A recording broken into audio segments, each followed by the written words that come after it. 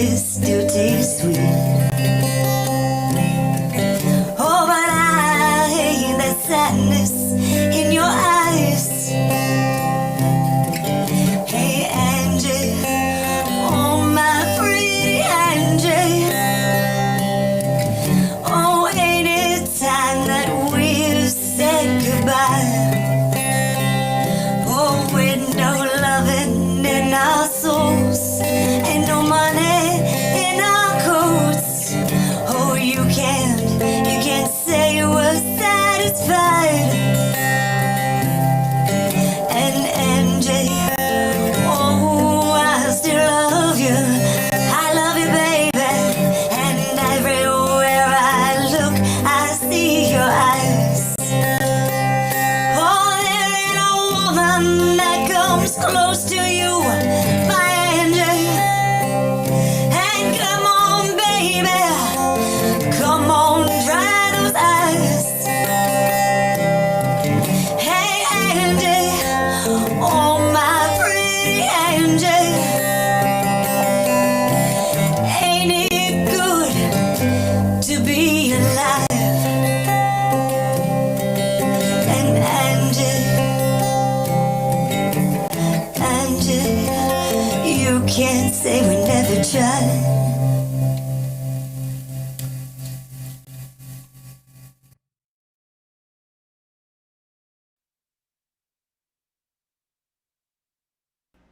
And now we are talking some shh.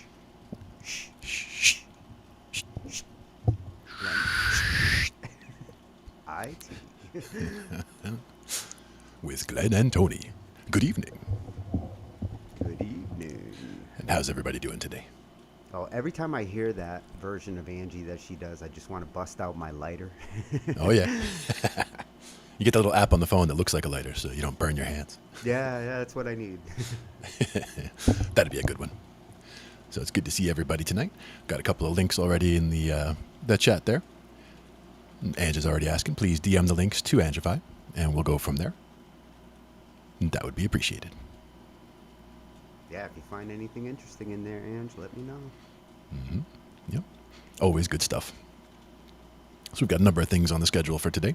We've got the keyboards hooked up like usual, so make sure that volume sounds okay. My lights are working. Yep. Lights are good. Mine are showing up. Good. We're in good shape. Now, I like your lights better, though. I'll be honest. Mine's a little more instructional because it tells you the chords, but yours is better because it's way cooler. Actually, they just pushed an update on the key site tonight, Nice. a big one. So it looks like my lights are a little. Now I've got that little red smoke over the keys. I like it. Yeah. Now, does that do anything different if you do more intensity? Like if you play harder, does it show more smoke, or is that just kind of a static? It might. Oh. Changes colors even. That might be the trigger notes though too, where you're hitting certain notes on the keyboard. My left will actually change that smoke. Nice. Rainbow. Ooh, I like that. Oh, that's a good one. Oh, now it's gone. You got to figure how many there are in the cycle that goes around. And then you'll be ready for it when it comes back. Yeah, if I was to strategically set the notes to a specific key, then I could set it to only change when I'm like doing an A or an F. Right now, I pretty much have like the whole bottom half triggering. Now somebody's asking here, I eat children, can you do the Michael Myers?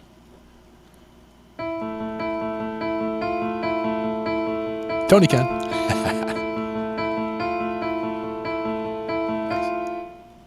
One of the That's first the one. things I learned.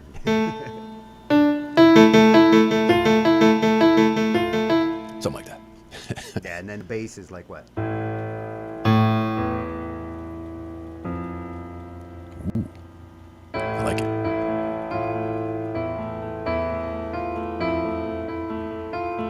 I have a hard time doing hitting the left in conjunction with the right. Very cool. Good suggestion. Always good to start off with a little random tune. That's one of those ones that's a good example of a modal shift, because when he plays it, he might start with A, but but then it goes up like a half step. Nice. Just to keep it a little bit different without being too much different. Same idea, same motif, just in a slightly different key so that it sounds a little bit shifted. Yeah, hey, they do that in blues all the time. Oh yeah, yep. Lots of different methods and ways you can make that stuff work. Hey, but I like that particular. Kingston has an educational song. What kind of education? Ah, that's a good question. I will go look. We shall see. We do like education.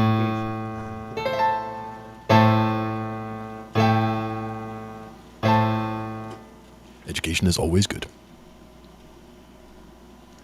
We're looking at a few different things. We have some that we're going to be looking at later on for shell voicings for keyboard and guitar. So that's one of the things that we're going to be looking at. Got a couple of ones.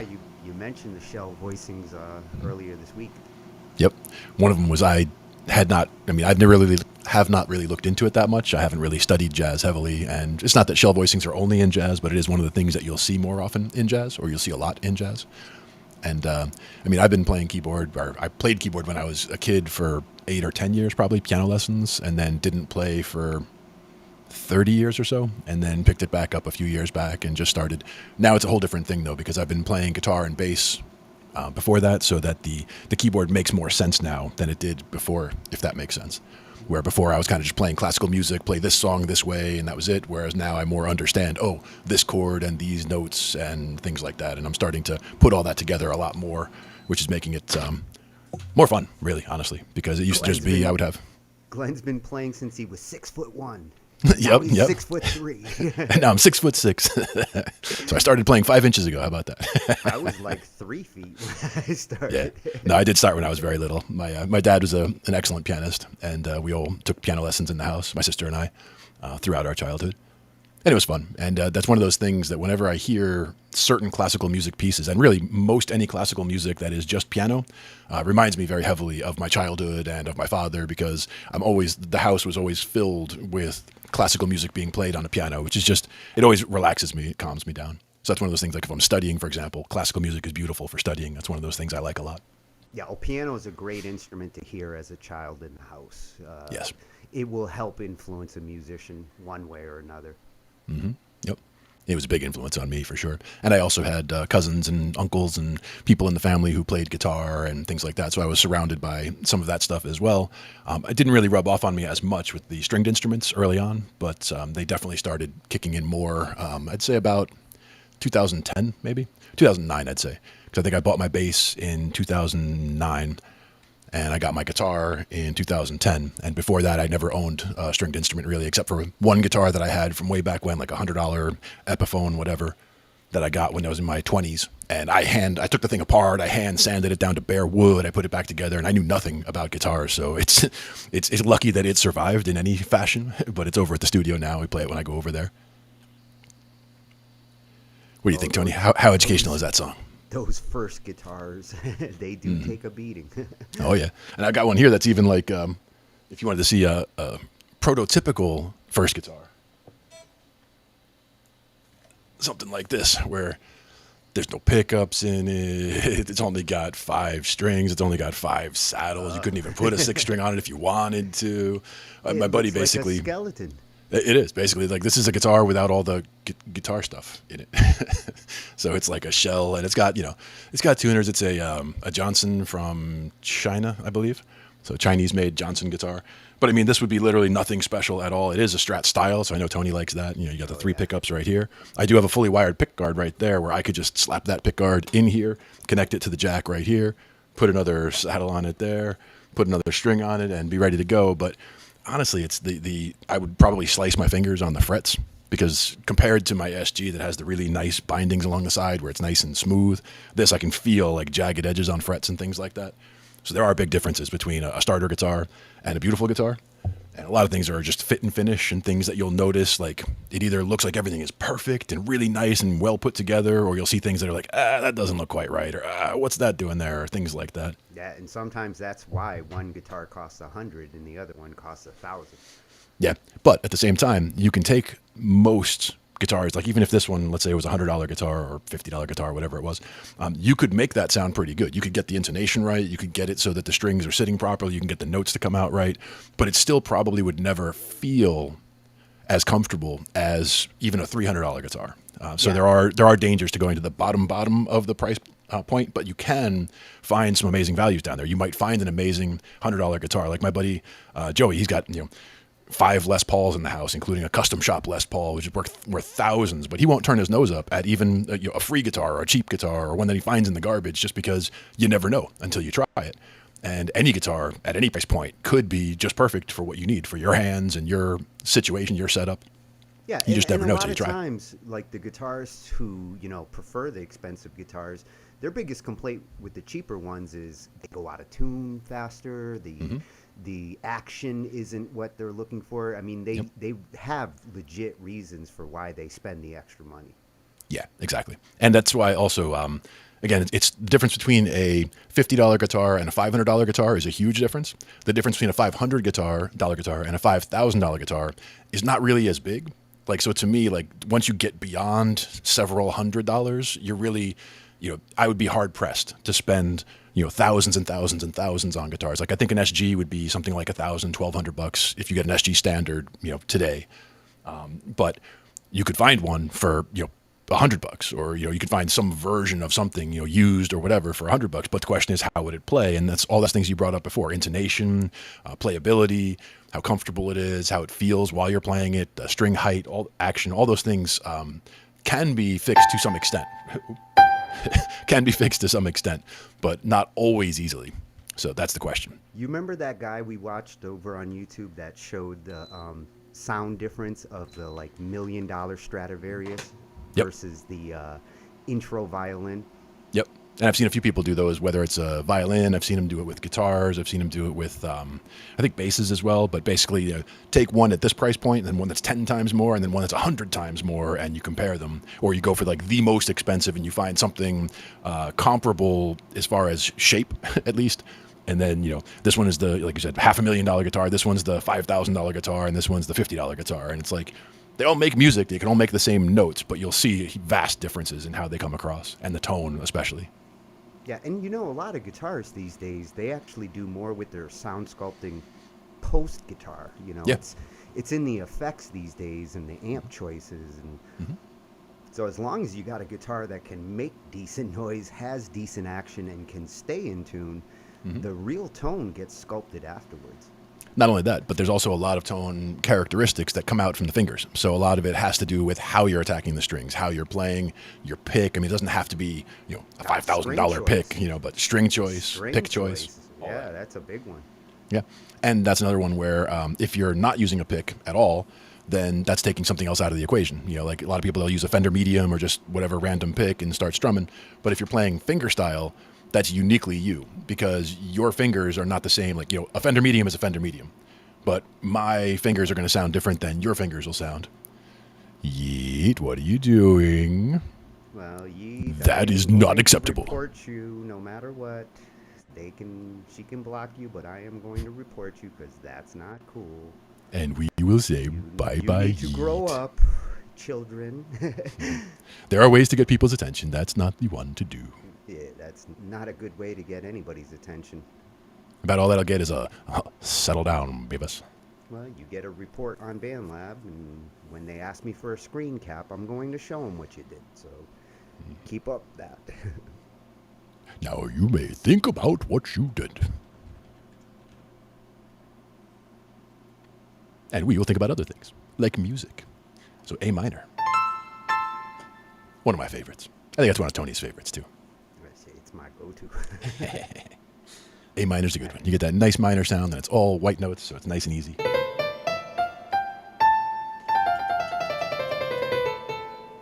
Little stuff like that. Now when we're...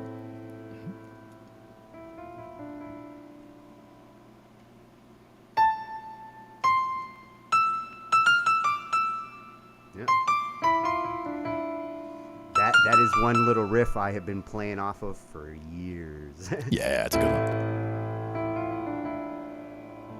What we're doing right there is a little enclosure on the fifth. This is what we would call that, because the E is the fifth of the A minor.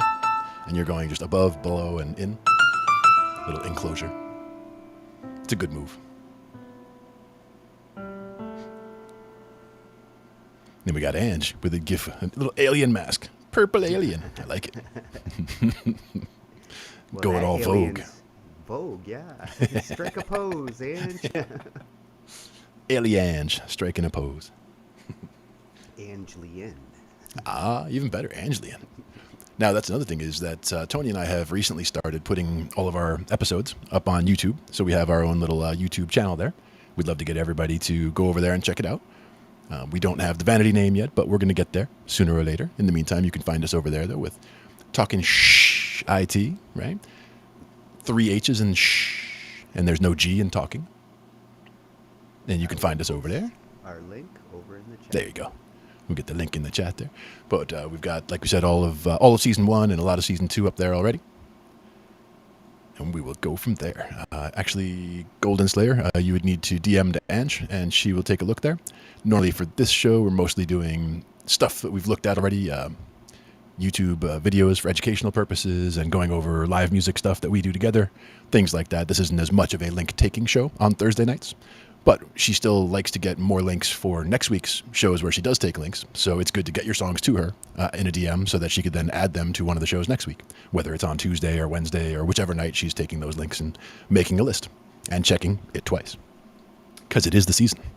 There we go. They don't make it easy to find your own channel. You know that? Yeah, I believe it.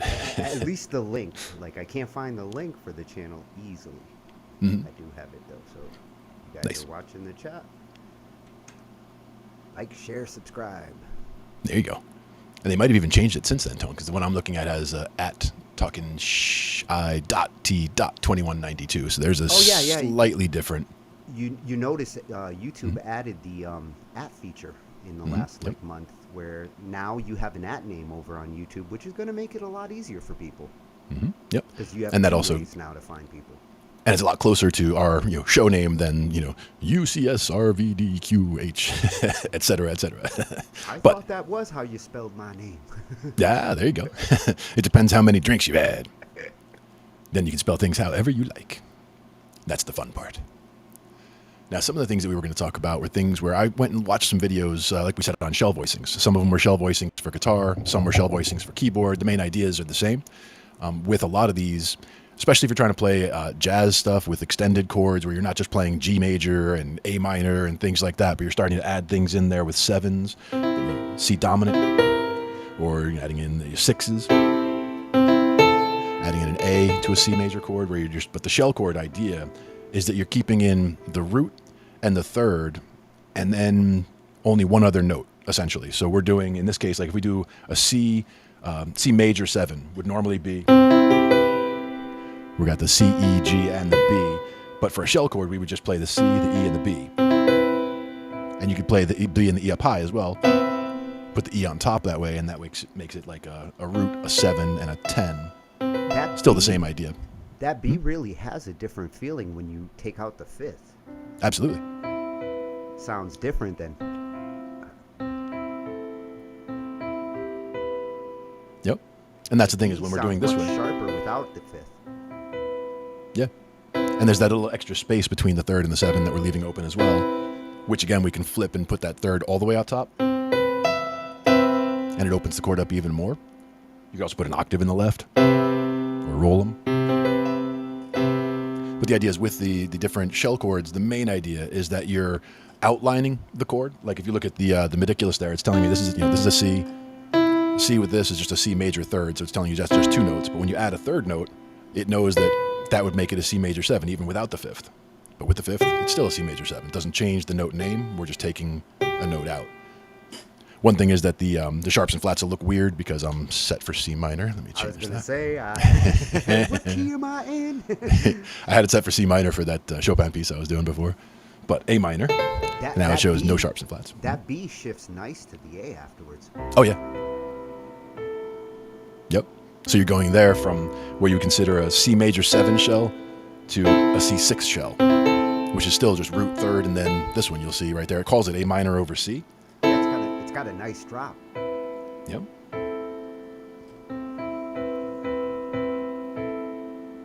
And that's where even in little enclosures like you were doing before, same idea. Whether it's around one of the chord tones, whether it's the root, the third, or the fifth, or the 7, you can do a little enclosure around it. The 7 might be a little weird, but well, how about the 5th instead of the 3rd? Mm-hmm. Doesn't have the same flavor as the 3rd. True. And the reason is because with that root 5 and 7, that could be a major, it could be minor, it could be dominant. Actually, you're using the B, right? So that's the major 7. So you're either doing a minor 7 or minor major 7 or just a major 7. Would be major 7. And Yeah, they did it with the 5th, I feel like I'm playing a G. Mm-hmm. A G with a 4th with the C. Yeah. You could call that a G11, as a matter of fact, because now you're taking the G, the root and the third of the G. Same idea as the G shell chord. Look, take that. Glenn, I can play an 11th. Nice. I don't have stubby fingers. Yeah, for me, normally an 11, like going for a G to C like that's a one-hand stretch right there, which they're calling a perfect 4th, because I'm just going from a G to a C way up above. But I could do that with that hand or the left hand. Stretching from a G to a C above. Now that's the same as going from like a C to an F above. Which again, it's not comfortable to play. Like I'm on the very edges of the keys to make that happen. But at the same time... And you hear the clash of the notes. I mean, the especially C when they're to close the together. G is a 4th, so the sound of the two together. Now they're a 4th, but if you invert them, they're a 5th. That's the other thing to look at, because the C and the F are the same relationship. C and the F are the same thing, where they're a 4th this way, but they're a 5th that way. Same C and G. This sound versus this sound. Mm-hmm. You know, the sound of a 5th is, to my ears, very pleasing. Yeah. And a 4th isn't used as much, but it is still a common enough thing to fit in there, just in certain places. That's the thing. Well, the 4th, I feel like I want to move it to the 3rd or the 5th. Mm-hmm. Yeah. And that would be sus, when you're doing a sus 4, for example. So if you were doing an A minor, normally, if you were doing a sus 4, you would do the A, the D, and the E. Sus 2 would be with the B. And that's where you get that same enclosure thing going on, where you could do the D, the B, and then the C. Oh, I like the D to B to C. Yeah. Especially when it's in the middle of a chord like that.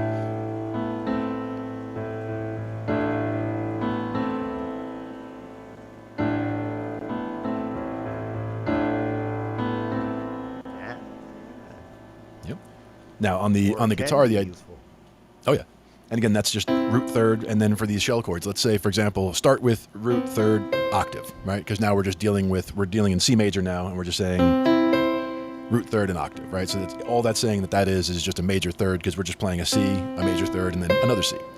But now if we just start moving that top note down one half step at a time and look at what they become, like this is just a C major 3rd, bring it down 1, that's a C major 7 shell, because we're using a root, a 3rd, and a 7. And then if we do it again, now this is a C7 or C dominant 7 shell, because we're using the major 3rd and a minor or flat 7. That's a C6, or they'll call it an A minor over C, because if you look at the notes we're using, it's a C and E on the bottom and an A on the top, which is just an inverted A minor chord. Yeah, so they'll call that. I know that chord. Yep. So they'll call that A minor over C, even though what we were going for here is a C major 6, which would probably call it that if I went way up high. Not even. But if I did. Yeah, there you go. So they'll call it a C6 if I put the 5 in. So the shell chords are considered like this with the B? Mm-hmm. Yep. And that's a B. These are the shell chords? That's a C dominant shell chord. This is a C6 shell chord. This would be a C flat 6 or flat 13 shell chord when you add the A flat in there. The main idea being that we've got the root, the 3rd, and then whatever the other note is that we're adding is going to be the extension that is, let's say, most important to what we're trying to do right now, because the 5 is the least important note. So like in a C major triad, the 5 is telling us the least information, because it's almost always going to be in the music that we listen to. Mostly it's going to be C major or C minor, which are both going to use that 5. You're not going to use an augmented 5, which is a sharp 5, much. And you're not going to use the flat 5 tritone that much, but you will use that as a minor 7 flat 5, for example. Would you say not as much in certain genres like Yes, rock? definitely. Fifths Almost. are key to rock, but if you were playing like some smooth jazz, Oh yeah, those you're gonna need to would know all actually those. Yeah, come yeah. in handy. Yeah. Yeah, but that's where, again, the idea being that if you were doing a 7 chord, you've got the root, 3rd, 5th, and 7, the least information is coming from the 5th, because you can leave it out and it still sounds like a major 7 because you're still using the major 3rd and the major 7, so you know that it's a major 7. The only thing that's kind of ambiguous is whether you're doing an augmented, which you wouldn't really do with those other 7s in there, or the tritone, which you would do in a minor situation, but you wouldn't do right there. So it's one of those things where it gives you some information and some ability to do some things that you wouldn't normally be able to do. You could also invert these, and again, that's where the names get weird, like that A minor inverted, because we were doing a C, E, A. It won't tell us that that's a C6 unless we do C, E, G, A. And even there, it's telling us it's an A minor 7 over C, because if you look at that, you put an A on the bottom, that is just an A minor 7. It's those 4 notes. But if you put that A way up top, now it's a C6. Because that 6 is way up there, so it's a C6. So again, by utilizing these techniques, it opens up new directions. Mm-hmm. And it simplifies. For your progressions, the chords that you're going to play around each other, having this as a starting chord lends to different directions for me. Oh, yeah. Than if I was playing, a root standard A minor, yeah. chord. Yeah. Exactly. And that's the idea, is they can function differently depending on which inversion you're using, but they also just inspire differently. They give you a different sound to start from and move away from, or incorporate into what you're doing. So you want to search for your sound, and using these different chord approaches can help you find new sound. It's also good training for your ear. Good training for the ear, because you're basically dealing a root and a major 3rd, and now we're going from there. You can also do all of these with the minor stuff. So we're saying if this is a minor 3rd, A minor 3rd, we can do the same thing, but we start from an A minor. This is now root, 3rd, octave. And if we start coming down, the first one is going to be A minor major 7, because we're doing A minor 3rd, major 7. And you'll rarely see that, because that's a weird sound. Very dissonant, so you don't see that much. We talk about it just because it's in there, and it's one of the things that's good to know about, but you won't see me using that chord anytime real soon. I could see that for a horror movie. For a horror movie, exactly. Certain places it's good, but it is not smooth and kind on the ears. But the next one down is your minor 7. So just A, C, G. And that's your A minor 7 shell chord. Wait a minute.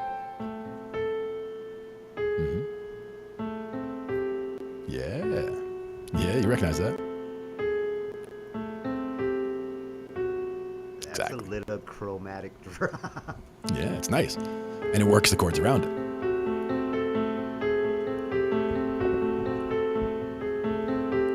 I have a sneeze. I'm not going to sneeze in the mic. Keep going. That's an interesting progression. Yeah. I like that. Now, again, that's just starting with the very basic information. We're leaving the 5 out because it's the most redundant, or the least important tone of these 4-note scales or 4-note chords that we're using. I don't think this would sound the same with the 5. It wouldn't. It sounds busier or messier. Yeah.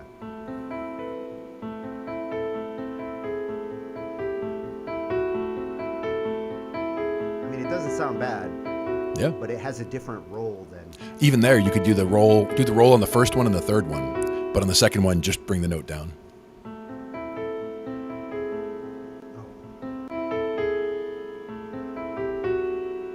Nice. A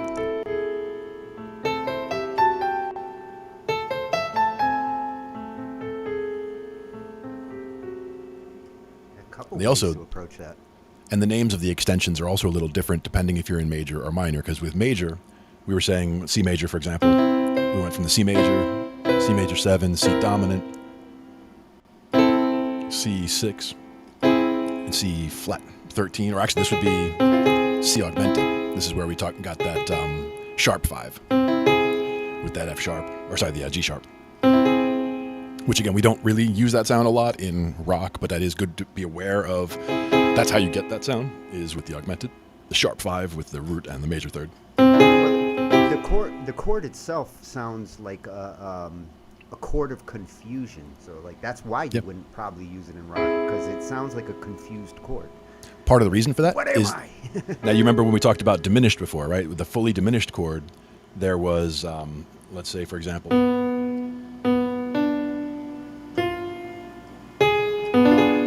So this is a fully diminished chord, right? So this is a B diminished 7, they'll call that. But it's also if I start moving, like move that B to the top, and now it's a D diminished 7, and then move the D to the top, and it's an F diminished 7, and then you move the F to the top, and it's an A flat diminished 7, and then it's back to being a B diminished 7, D diminished 7, F diminished 7, F sharp diminished 7. But it basically there are 4 positions for that because there's 4 notes in it. So you'll have each of those could be the root note moving your way up. Same thing happens when you're dealing with the augmented chord, where C, E, G sharp. You're now stacking major thirds, right? So this is C to a major third. The major third from the E is the G sharp. Major third from the G sharp, you're back to C. So there's C augmented, E augmented, and G sharp augmented are all the same chord. Same 3 notes, just inverted as you go up. So they don't really talk about you wouldn't have a C augmented over E because now this is just an E augmented. So they wouldn't change the name. But there's only those 3 notes in it. So you start either on the C, on the E, or on the G sharp. And then you're back to where you started. So those are good ones to like roll up and down the keyboard. The diminished, you'll hear that run happen a lot with people where they'll, like I just did a minute ago there. If you do it fast enough on a guitar, like do do do do do do do, it's like you get a really cool sound like that. Let's see. What were you hitting there? That was, in that case, that was doing a D, D, F, D, F, A flat, and B.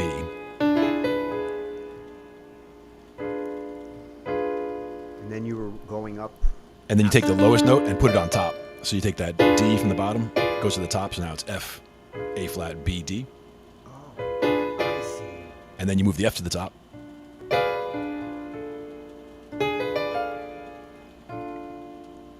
It takes getting used to because especially when you're doing them like that, you have to jump a little bit weird.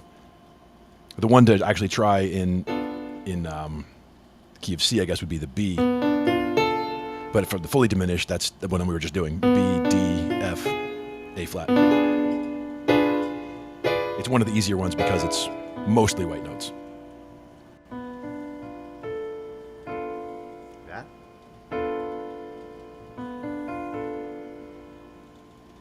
And so again, there's those 4, like you can bounce through those positions. You go boom, boom, boom, boom, boom, boom, boom. Same thing with the augmented chords. You can bounce through the positions and it doesn't change the character because you're using the same 3 or the same 4 notes and you're just bouncing them up and down.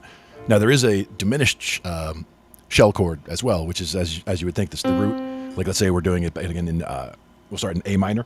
We'll take the root, the minor third, and the, normally you would take the flat 7 with the minor 7. But if you flatten that again, that is, it looks like A minor 6, but that's also, if you put that note in the middle, all of a sudden you're in a diminished 7. Because that's A, C, E flat, G flat.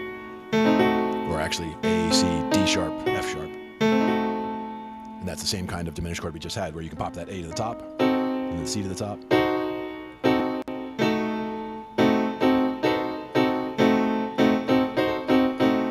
That's kind good of rocking for a back and forth. build-up. That's good for a build-up. Oh, yeah.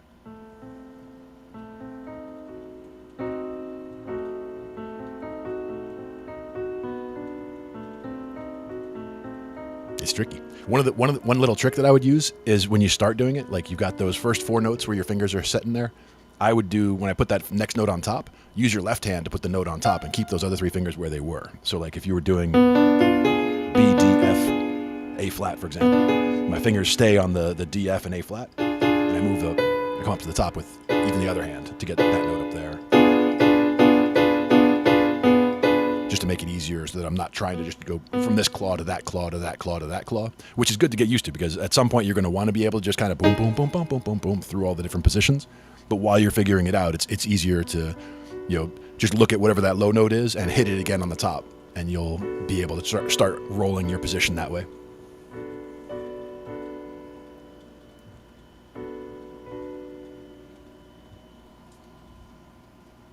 I'm seeing the advantage of using the left hand for that bottom note. Oh, yeah.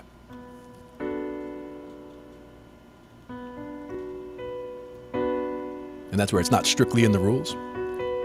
Nobody would really write a piece and have you crossing over like that unless there was a good reason for it. But at the same time, to me, it's one of those things where it's like ergonomics, where whatever works for you to get you comfortable with what you're doing is more important than what is quote unquote correct.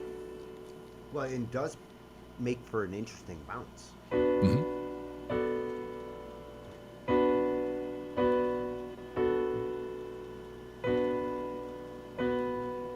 Does take some practice. Exactly.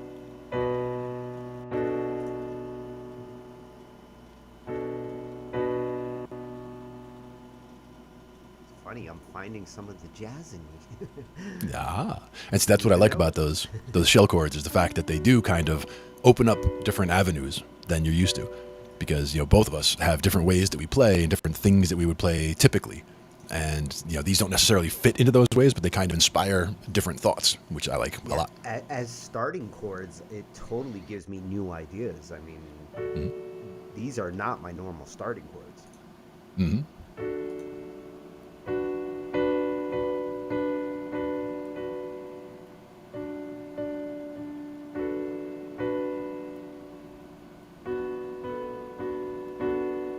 B really does change the mood depending on if it's at the bottom or at the top. Yep. Now, another thing is when we're trying to spread chords out at this point, right? So we're trying to, like we said, root third, and then even on CE with a D on the top. That would be a C add 9, because now we're doing a root, a major third, and we're adding a 9, which is a second. So it's the second note of the scale, but up an octave. You see how it spreads that sound out. And if you were to add the 5 in there, it would just be a C add 9 still, because you're still just doing a root 3, 5, 9, where normally when you're getting into a 9, you would normally add the 7 as well. So if we say root third 7, 9, now they call that a C major 9, because we're using the major 7 and the 9, but we're leaving out the 5. So it's also similarly, we're only using 4 notes to frame the chord, but we're leaving out the 5 because it's the most unnecessary, or the least important, I should say, about what we're trying to frame. And when we're framing it as, okay, it's C major because we've got the major third, okay, it's C major 7 because we've got that, and then C major 9 builds off of that 7. Same thing if you went up to the 11 or the 13, the F or the A would be adding the other extensions up beyond there. But then C, E, A, for example, like we said before, would be an A minor over C, but up here they would consider it with the 5 in there as a C6. If you did those and add the F in there, that's considering it an add 11 because we're adding the 11. But if we did root third 7 and 11, that's a C major 7 11 because we're doing this 11th on the. It's almost like lounge piano. Yeah. Yep. And you'll also hear that sound coming from the sus4, because if you're dealing with C major, for example, and then sus4 would be your root, your 5, and your 4. So that's C, G, and F.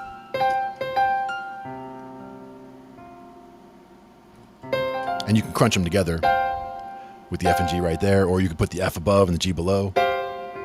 And that's where it sounds most suspended to me, because you have the C right in the middle and the 4. When you play that F and G right next to each other, you really hear the clashing. They would call that a crunch chord, where you're trying to bring these together all in the same place, or you could spread the voicing out and have even like F on the bottom, C in the middle, G on the top. Because now that's a C with a G above and a 5th above and a 4th below, which would be a sus4 chord. Technically, they'll call it an F sus2 because I'm actually using F, the 5th and the 2nd. But it could also be looked at as a C sus4 or C11, if you put that in. C add 11.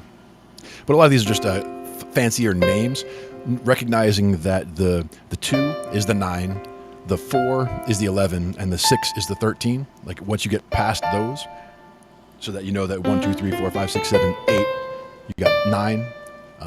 Your octave above the 3rd is a 10. Octave above the 4 is an 11. Octave above the 5 you don't really use. An octave above the 6 is the 13. Now, for the 13, you could go with a sharp 13, a flat 13. For an 11, you can go with a regular 11 or a sharp 11. For a 9, you can go a sharp 9 or a flat 9, depending on what you're doing. So there's different variations, and you can see all the different options based on what notes there are on the keyboard. Again, going with that 1, 3, 5 on C major, you had the octave, you had the major 7, minor 7, the 6, the flat 6, or the 13, the flat 13, the 5, the flat 5, or the sharp 4, or sharp 11, the 4 or 11. But all these different scale degrees is multiple names for the same things, but understanding how they function in the song that or in the chord that you're trying to play is the important part. Because again, C, F, and G. If I'm doing this, I'm hitting an 11th, right? Like this is an 11th. Ooh, is my That's an F to a, what are those? Sorry, no, a C to a D, that's a 9. C to a D. That's a 9. Yep, because octave is 8. Now if I do this, that's a second. Right, correct. I'm still playing the same 2 notes. Same 2 notes, but they call it a second because it is the 2nd and the 9th. Just like it is the 4th and the 11th, the 6th and the 13th. Each of those is 2 names for the same thing. Same way that is both B flat and A sharp. 2 names for the same thing, but it's the same note. It's just a question of when you call it this versus that. And when you want that lower note sound, because that's different than... Very much. And you could also invert it, where you're putting the D on the bottom and the C on the top. That changes the name. And that really changes the feel. Like, listen with the D on the bottom. Yep. Now I don't feel like I'm even in C. Well, that's the whole idea, actually. You're not, because if you look at what my Meticulous is saying, when we're doing the C on the bottom and a D on the top, it's calling it a C major 2nd, even though, like we said, it would be a 9 if we were adding in 1, 3, 5. Then they'll call it an add 9, or 1, 3, 7, 9 would just be called a major 9. But that would be C and D. But if I put the D on the bottom and the C on top, now it's a D minor 7th, because they're considering the D the root note, and that C is now the minor 7, or the flat 7. And is that the golden rule? Like, whatever's the bottom note is like hinting towards what the root note is? Usually, yes. The low number, yeah. And that's where, if we look at the Meticulous again, like this is C major, because I'm just doing a C, an E, and a G. But if I invert it, they'll tell you it's a C over E, because it's still a C chord, technically, because of the 3 notes that I'm hitting are E, G, and C. But since E is on the bottom, they're calling it a slash chord. They're saying C is the flavor of the chord, because it's got the root, the 3rd, and the 5th of a C major. But the E is listed after the slash, because that's on the bottom. So they're saying it's a C chord, but do it in the inversion with the E on the bottom. Same way if I did it again and said the G on the bottom, they'll call it a C over G, because now we're putting the 5th on the bottom and then a root and a 3rd above. Just 3 different flavors of that same C. 3 different flavors of that same 3 notes, just cycled through the different 3 positions. And each one, they'll call it a different name, but they want you to understand that it's still the flavor of C major in this case, because of the fact, even though it's an E and a G and a C, you could look at that as an E minor 6, right, of some kind, because normally your E minor would be that. That would be a C over E, but they could also call it, if you had the 5 in there, they would call it a C major 7 over E, or if you put that C up top, there's your C, your E minor 6. Try to see what that says in front of the 6, but... Oh, E minor plus 6 probably is what that says. Because I'm adding the 6 way up there.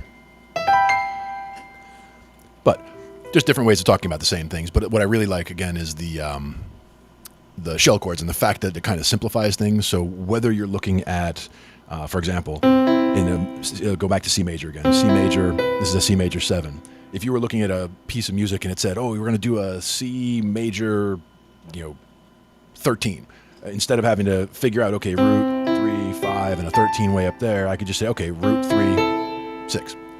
Because those are the same notes that frames out. That's the important notes of that C, which would normally be root 3, 5, 7, and then the 13 on top, and that makes it a C major 7, 13, or C major 7, 13, even without the 5. But if I brought that A down here, they'll call it an A minor add 9 over C. Because we're adding, they're seeing it as an A minor chord with that add 9, but with the C at the bottom. So the names get weird with how they do that.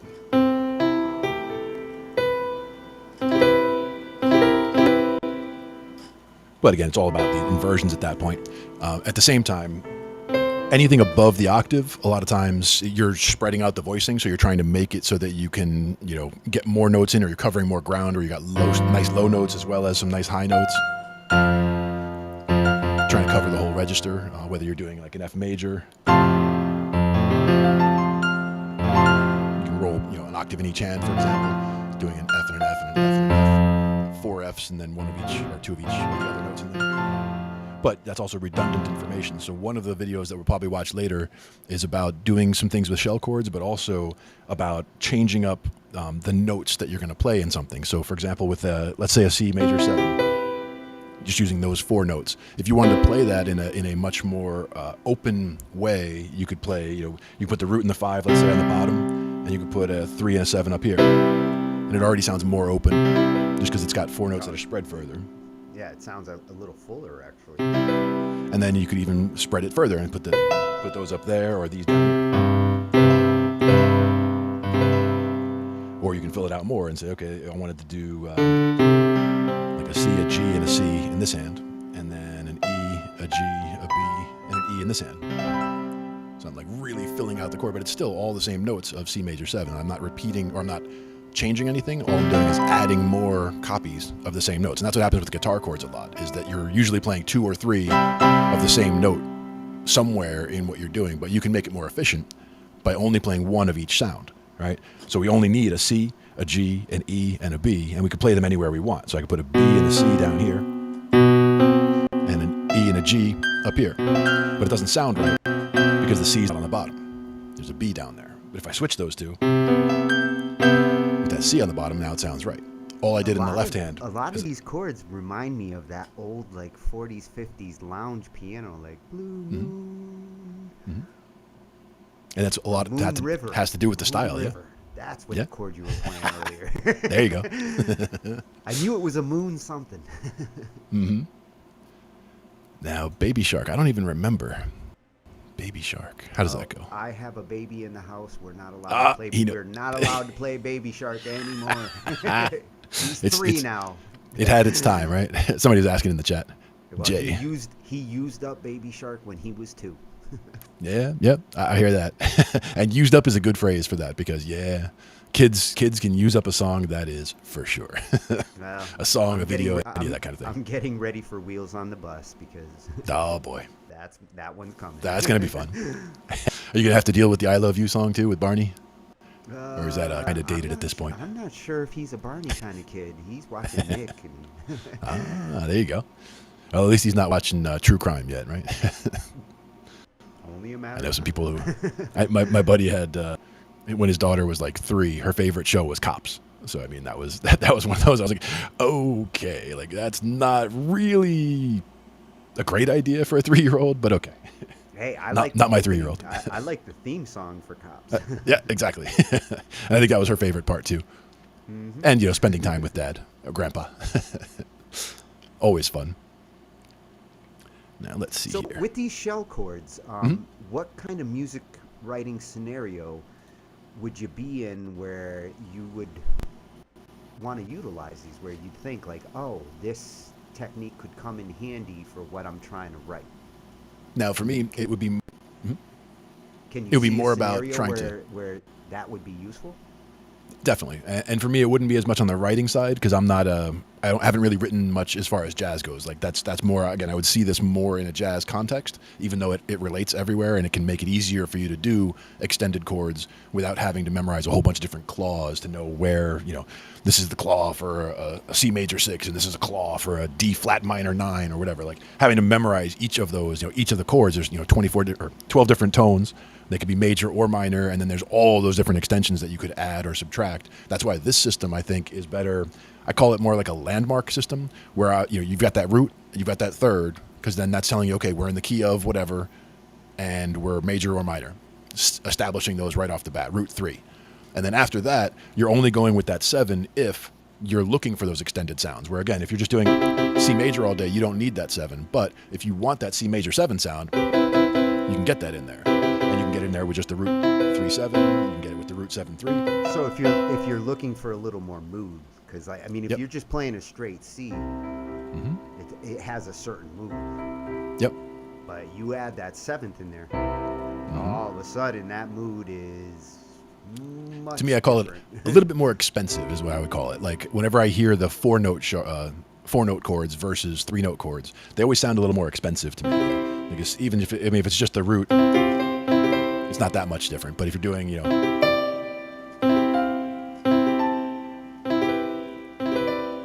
just adding different tones, and those are the standard ones too. That's just adding the 9, 11, and 13 standard, not sharpening the 11, not flattening the 13, or any of those. Those are also options that you have in there.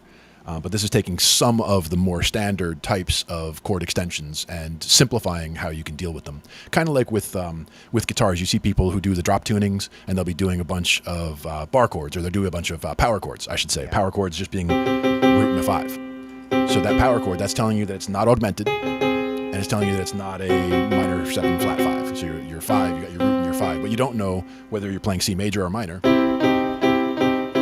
it's the same root and 5 for both. You don't know if you're playing a major or minor 7, because it could be both. But the root and the 5, so they don't tell you much information, that root and 5, but they will tell you that you're in A form. Like you've said in the past, like the third kind of helps you figure out like where you really are at. Yep. And the 7 in another way helps you as well, because the 7 will tell you, like, again, if you got that major triad, you could use that major 7. But if you use that minor 7, now you're playing a dominant. And you would use that if you were playing something that was in the key of F, and C is now your 5th in that chord progression. Because now in the key of F, when you go to that C, that dominant sound, it's trying to pull back towards that F. Yeah, I hear it. And that's what the dominants do. The 5th always wants to pull to the 1.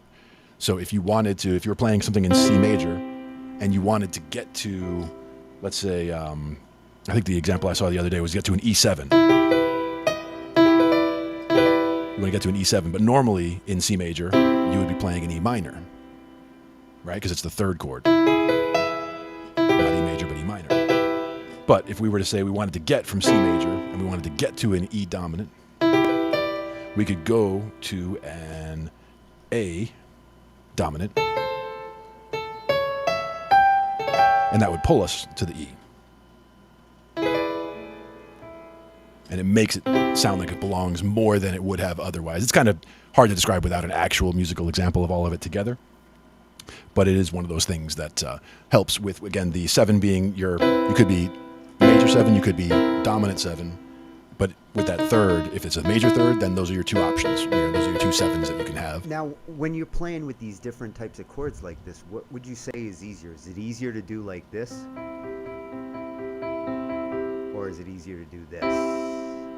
For me, I actually like breaking them up, but I don't always necessarily just arpeggiate them or just hit them. Those are 2 good options, but I'm a big fan of...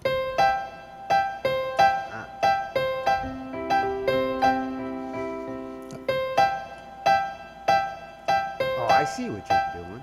Yep. Bouncing from the 1 note. And you can do it with one hand, too. You just bounce from the thumb to the upper 2 of a C major chord, for example. And I'm just doing the thumb on the 1, on the downbeat of the 1, and then just upbeat, boom, bop, bop, bop, bop, and just trying to move it around like that. That's not, it doesn't have to always be that same thing, but breaking the chord up like that. And that kind of helps you focus on both, like, that root note and your 3rd to 5th or whatever other 2 chord notes you're doing, the relationship there.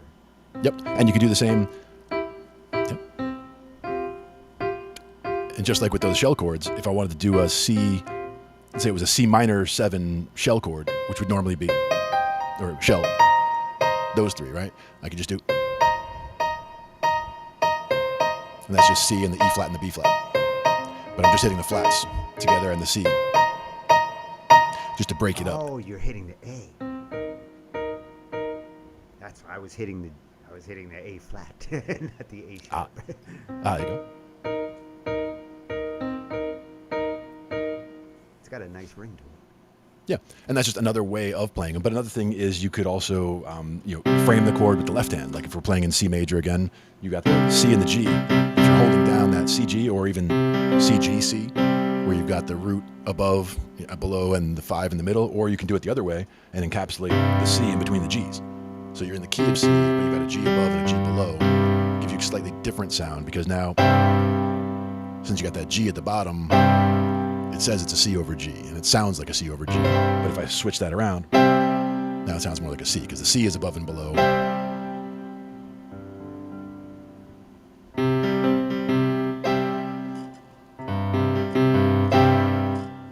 So there's different ways of framing it. And again, that low note can really make it, give you that emphasis or make it sound like a C versus a G, whichever way you're looking. I think I got it. Mm-hmm. Yep. Yeah, that's the way to roll. That's the other one is the, we were talking about claws, and with piano, instead of it being one claw like on the guitar, I can take one claw and move up and down a fret at a time, and I'm playing, C major, C sharp major, D sharp major, working my way up like that. With piano, if I take the same claw, I'm doing major, minor, minor, major, dominant, minor, diminished, or half diminished, and then major. So it's the same claw, same three notes, same positioning, but the name of the note changes based on what you're doing. And that one's easiest to do in A minor or C major because it's all the white notes. So that's the only one I can do it in. And if you try it in something else that's much more complicated, it's like, well, trying that in the key of A. The key, I have to do it slowly. Key of A would have three sharps, right? So you would have.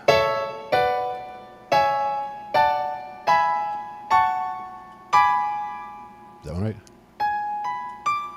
Doesn't feel right. Okay. I think it is. Yeah, that was the diminished. But that's just, again, kind of focusing on each one and recognizing what notes are in there and not. I am getting pretty comfortable with A major. Mm-hmm. Yeah, it's another good one.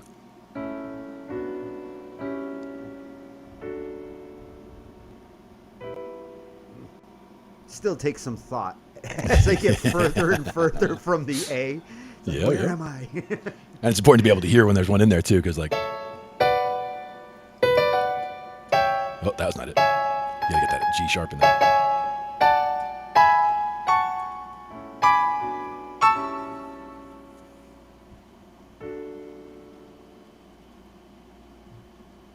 Yeah, A major has two sharps? Three. Yeah, but it's got the F sharp, C sharp, and G sharp. Oh, yeah. Mm-hmm. F, E, and G. Yep. And that's a good way to start too. Like when I'm picking a home note, I'll hit the note and then hit that home scale so I recognize that. I can hear that major in my head and know that that's where I am. And then I'll hear a wrong note when I'm hitting it on the way through with those chords.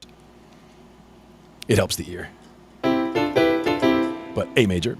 Then there's also E major. And that's four sharps. So very similar to A, but adding an extra one.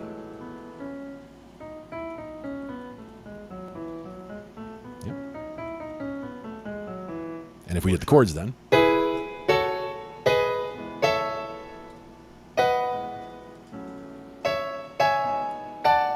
Actually, that one's pretty easy to roll up.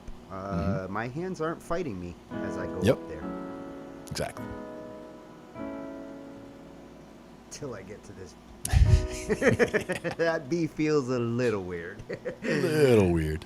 Oh, and that feels weird too. Those last few right before you get back to the E. Mm-hmm. The furthest ones from home. Practice. Yeah. Now that's another thing is that you can also practice by going down. So you can start from that E and then start going down from there, and that'll make it a little different. Yeah, actually going down would be good for me to. Because that keeps you close to where your home was, so you recognize the sound of it still, and you're not that far away from it yet. Now I'm trying to play it inverted, which is not helping.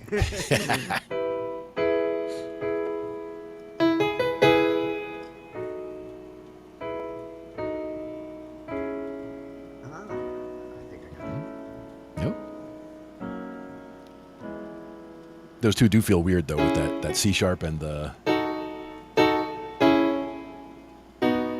Yeah, there's some very different claws on the way through there.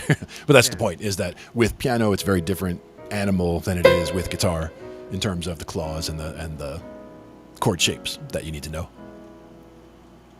It does actually feel easier going down than up, at least on that key. Yep. And again, that's because I think as you're getting closer to the bottom, you're getting back towards home again, so they're the more familiar or more comfortable sounding chords when you get down there. That could be part of it. Yeah, and it drops down nice. Definitely.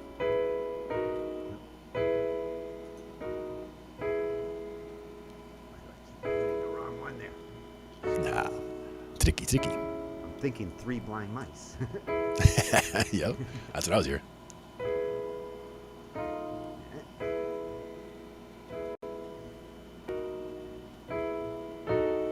That's it. Mm-hmm. Yes. Gotta burn that into the brain. Like I said, it takes getting used to. And that's a progression that if I was like playing in C, I'd know like all day. Yep.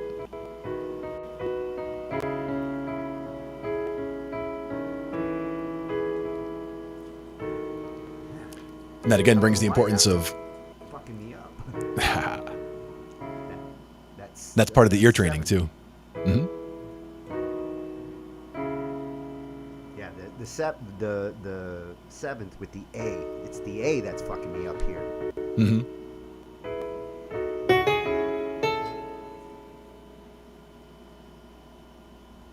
Indeed. Now, one of the couple of different pages we're going to talk about today. One of them is one that I just came across, and he got, I think he had 175 subscribers when I took a screenshot, and I think he's up in the 250 range now, so he's building up. But this was Sunset Architect was the name. Let me get another subscriber because if we're checking him out, that's what we do. That's exactly right. Now, I already followed or subscribed from mine, but we're going to have you subscribe from ours over there.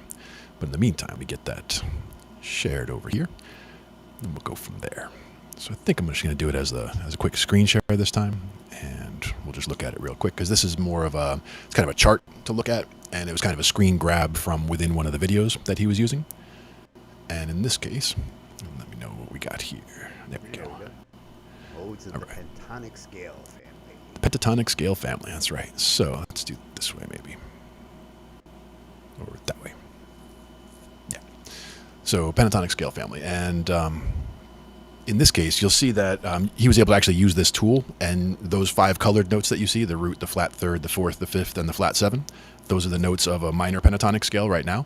But in this little tool that he was able to like drag the notes or like turn the combination almost, so you could move that purple dot to the flat 2, and then that would make the red dot go to the 3, and the orange dot will go to the flat 5. You know, like everything will rotate around, kind of like dialing an old rotary phone.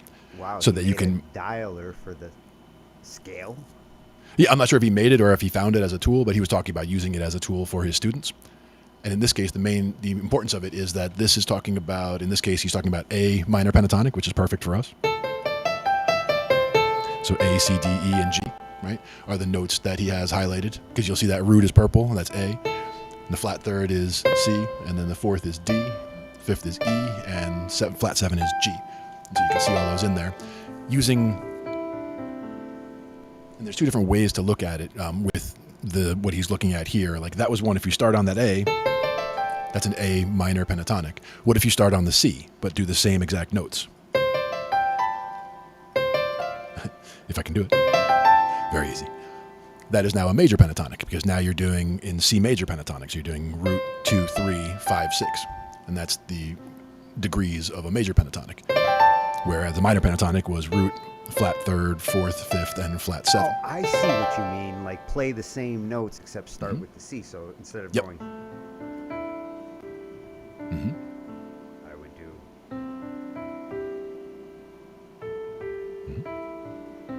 Exactly. And that was now A minor pentatonic and C major pentatonic. And those are the 2 that a lot of people, especially with guitar, those are 2 of the early things they'll teach you is major pentatonics and minor pentatonics. And they'll teach you the 5 places or the 5 positions on the neck where you'll have, they call them the pentatonic boxes. So there'll be minor pentatonic box 1 or minor pentatonics box 3 or major pentatonic box 1. And, you know, they'll talk about them that way. That is useful. So when I do this, I'm doing the minor. Yep. And when I do this, I'm doing the major pentatonic. Yep. Now the next one, if you start on the D, that's less common, but that would be they call it a suspended pentatonic, because that's now doing a root, a second, a fourth, a fifth, and a, excuse me. So, and you'll notice next to it on this little chart, he has a listing of chords that you could use with it. So, for example, that major pentatonic, you could do a minor chord or a minor, the minor pentatonic. You could do a minor pentatonic with a minor or a minor 7 chord. For the major pentatonic, you would do a major or a major 6. And then for this suspended pentatonic, you're doing a root 2nd, 4, 5, flat 7. So you'll notice there's no 3 in there. So that's where you can make these suspended. You replace the 3 with the 2nd. Yep, the 2nd and the 4th. So you've got the 2 and the 4 in there. So you can do a sus2, a sus4. So you'd be doing like, in this case, we're in D, right? So we'd say a D sus2, D sus4 would be those two. If you add the 7s in there, that's adding that C. So it would be your D sus2, D sus2, D sus4, those with the 7s, with that C in the top. And so that's different chords that you can use with it. The yellow one's hard to read, but blues minor pentatonic, and that would be starting on the E. So now you're doing E, G, A, C, D. And it's just another inversion of the same pentatonic, but we're starting on a different note. It does sound bluesy. And it sounds bluesier because we're using root flat 3rd, 4th. Can't even read it from here. Flat 6 and flat 7, I think. And they're saying you can use that with a minor 7 on that. So if you were doing an E minor 7, all those notes are in there. Except that B. And then I'm really curious on the Scottish pentatonic. They have a couple different names for that. Huh? Scottish pentatonic, and that's where you're starting on the G. So G, A, C, D, E. And part of the reason they call it Scottish, I think, the guy who was making the video had mentioned that it might be because bagpipes are tuned this way. That's what I was thinking. And that was what I was thinking. But you're saying it works well with a sus2 and a sus4, because again, this is another one that has no 3rd, just like the suspended pentatonic. So you'll see that sus2 and sus4 work best over each of these for the pentatonic families. But the important thing about this was also how it relates to the other, those positions I was talking about on the guitar. But real quick, here's, you see the name of the video was Modes of the Pentatonic Scale Family, and his channel, you can see his little picture here, Sunset Architect. The subscribe button is there, but I swear I clicked it. It was just when I took the screen grab, I had not clicked it yet. I'm looking over here to make sure. And I have his page right here behind it, so that this is his main YouTube page. Let me bring that up a little bit bigger so you can see what's going on here. My mouse is freaking out a little bit today. It happens. But if we do this, Architect. Right, Sunset Architect. I'm a hunting. Yep.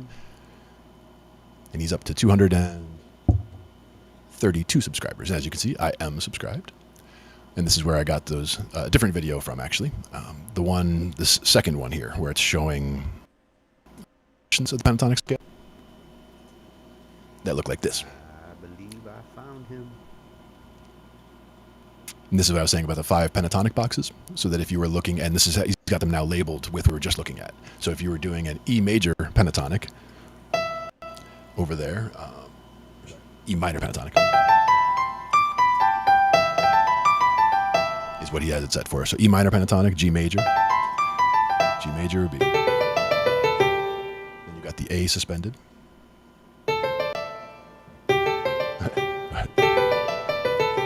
A suspended. Then you've got the B blues minor. Hey, guitar makes it look so easy. It does. And that's the thing is, it kind of does. And that's where, same thing with the shell chords even. It's a little bit easier on guitar because it's one claw gives you that root 3rd, root major 3rd, major 7. And you can just take that one claw and move up and down 12 frets, and you've got all 12 positions of that. And then you also you learn it one claw there for the 6th root and one claw for the 5 root, and then you're done. You can find other places to play them, but you can always play it in those places, which is helpful for trying to figure out a song especially. You can use very simplified chords, especially with those shell chords. That was another good use, is trying to learn a song or figure out a song. You can use those shell chords to say, okay, I know that the root is going to be a G, but now is it a major 3rd or a minor 3rd? Is it a major 3rd or a major 7 or a minor 7? Figure those out, and you've got yourself the ball game. So as soon as you get the root, the 3rd, and the 7, you kind of know where you are, and unless it's a really wacky chord, you're already pretty much set on what you need. I'll tell you, whoever invented the guitar didn't beat around the bush. Nope, not a bit. And again, one of the big differences between the guitar and the bass is that when you're on a guitar, you go with those 4 low strings are the same as a 4-string bass. So all the same notes tuned the same way. When you get to that next string, it's differently. It's a step lower than you would expect it to be, or sorry, a half step lower than you would expect it to be, and that's to make the chords work out better. Certain chord shapes, certain scales that they play easier, or that you can reach certain places more easily because of that configuration. People were always saying, "Oh, well, why didn't they just tune it straight across everything the same way like you would do for a 6-string bass?" Because a 6-string bass is not tuned the same way as a 6-string guitar. A 6-string bass is tuned the same way as a 4-string bass, and uses those same intervals where it's tuned in fourths. So if you're sitting there, if your low string is E, your next string is A, your next string is D, your next string is G. If you have a 6-string bass, you're putting a B below the E, and possibly a C above the G, but you can also put 2 up on high and so none down low. The bottom string and the top string match. On a guitar, they do. On a bass, a 6-string bass, they wouldn't. 6-string bass, they usually wouldn't, I should say, because you could have that low B be a high C, depending on what you're doing. Like my 5-string bass has a low B, but there are 5-string basses that instead of going B, E, A, D, G, they go E, A, D, G, C. So they put a higher string. You couldn't just mentally convert your guitar claws over to a 6-string bass. Technically you can, but depends on the claw. Any claw that uses the 2 skinny strings on the guitar, you would want to leave out, or I should say any that crosses that line. You could do any kind of 2-string stuff that you would do on the low strings, or any kind of chords that you would do, chord shapes on the low strings you can do. But one thing I will say is that on the bass, chords tend to sound muddy. Let me show you a quick example. I'm going to just plug the bass in, so I'm going to mute for a second while I move the plug from the guitar to the bass. So let me mute that. You can play us a little C major while I do it.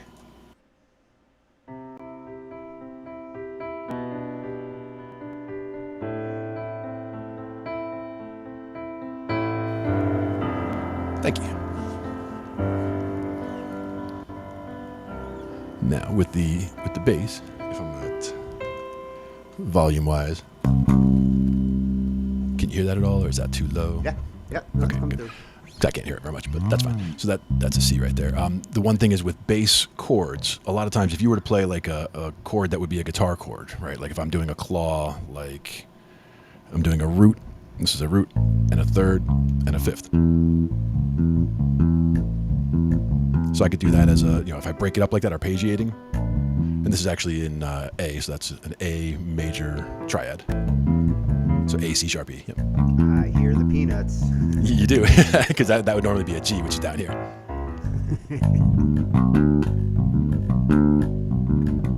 I love that too. That's an G. So that's a G major, but it does sound kind of muddy if you play them all at once on a bass, because they're all low. Yeah. Bassists don't typically play chords, right? I mean, that's just not typically. But if you're going to, instead of this, what we were just doing a second ago, right? Like take this root and the third and the fifth. But what if we move the third and the fifth up an octave? Or instead of playing the fifth, actually, we're going to play a root, a major third up here, or sorry, a root, a major 7, and a major third. So that's a G shell chord, a G, and then the F sharp, and the third, the B. And it doesn't sound as muddy because those 2 are up high. It's still a bit muddy because it's a low chord anyway, but if I played it over here, same chord, just up high, because you got the root. See, now that I'm hearing it, I realize like certain bassists like Geddy Lee did play a lot of chords actually. Yep. You just didn't recognize them as being bass things. Now that I think about it, like damn, that's how Rush pulled off that bass sound. Yep. And that's where these are major. So this is just using whatever note I pick and just doing 1 fret higher on the body. So like if I'm playing this note on the 9th fret. So I'm playing on the E string on the 9th fret here, and then it would just be the 10th fret for these 2. And that's major. If I wanted it minor, it would be all on the same fret. So it would be that 9th fret and then 2 on the 9th fret. And that's minor. So this is just the easy way to do shell chords. And again, this is major and minor. And just by doing that, you can kind of get a feel. And that's where, if I'm trying to figure stuff out on the bass, I'll use those a lot. Because I found, okay, we're playing here. So I hear that note. I know that's the low note. But now I got to know what, is it a major chord? Is it a minor chord? So I can mess with that, but it's easier to mess with the ones that's way up high, because even just root in the third, you can tell that that's major and that's minor. Yeah. So if I can figure that out real quick, we can go from there. And that's the first thing you kind of want to train your ear is what the sound of major and minor is. Yep. And all the intervals that you can. And again, being able to find, like if a song is on and you hear a progression going around, being able to catch up to where the progression is and figure out, okay, I'm hearing this one, I'm hearing that one, I'm hearing that one, and that one. Yeah, the interval jump, that's something that I'm really trying to drill into. Being able to hear like 1 2, 1 3, 1 4, 1 5, 1 6. Yep. Getting that drilled in my head so that when I hear a melody, I know it's like 1 6 3 4. You know, Yep. I'm trying to get my brain to like translate that as fast as possible. Some videos I saw that made good use of that were actually talking about doing songs like "Here Comes the Bride." Yes, that's what actually helped me to get started with it, was that.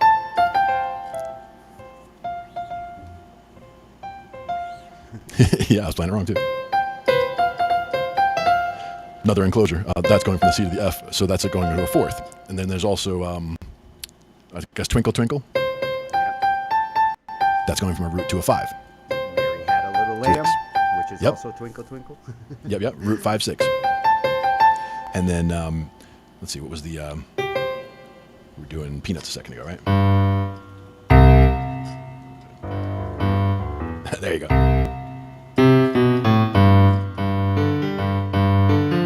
Oh yeah, the right hand is like. There you go.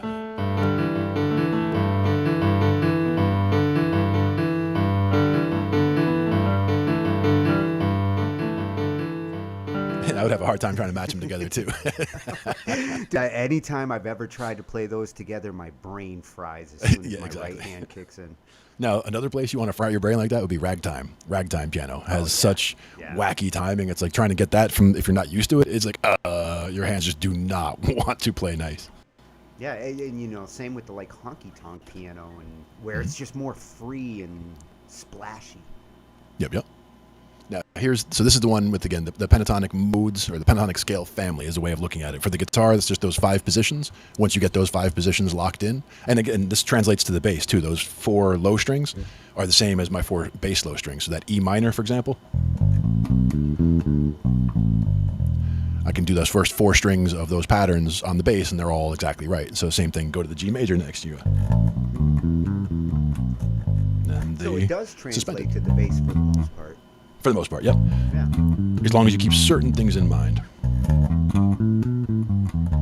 And that's where one of the ones that's common from the top of the pentatonic scale on a guitar is, let's say we're doing the 12 and the 9 stuff, like you would be doing like pinky on the 12 and to the 9, so 12 9. And if you go 12 9 12 9, you're doing basically octave, 6, 5, and major third of that key. The key you started on. And so that's an octave. An octave's always 2 notes or 2 frets away and 2 strings down. So you got all the other tones in between there. And that's where, again, looking at those shell voicings, just you got, that's your root. So that would be root, major third, octave. Same thing, we go to major 7, minor 7, 6, flat 6 or sharp 5, and then 5. So any of those positions, just by shifting, keeping those first 2 notes the same, and then going from the octave and working your way down, you're working your way through all the different chord extensions from the 7 all the way down to the 5th. So that helps you getting all those in there. I am now going to write a song called Pinky on the 12th. Nice. It is a good title. Yes, it will be a punk rock song. Nice. Pinky on the 12. Hey, Ron. Something like that. Hey, Ron. What's happening? I was just messing with the bass. Make sure you got the volumes down there. Good. So yeah, that was about this one. And again, this was a video that I had watched, and then I just kind of pulled that screen grab. You can see the little things in the top left and the top right are 2 different patterns of that dialable.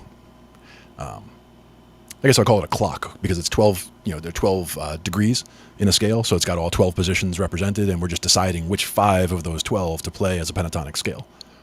And we're using the more common ones and going through each one. But again, each of those have the names are a little different, like the A suspended, the B blue minor, and the D Scottish also have other names, but most people, they would call this like minor pentatonic box 1, 2, 3, 4, and 5 as a simplified thing.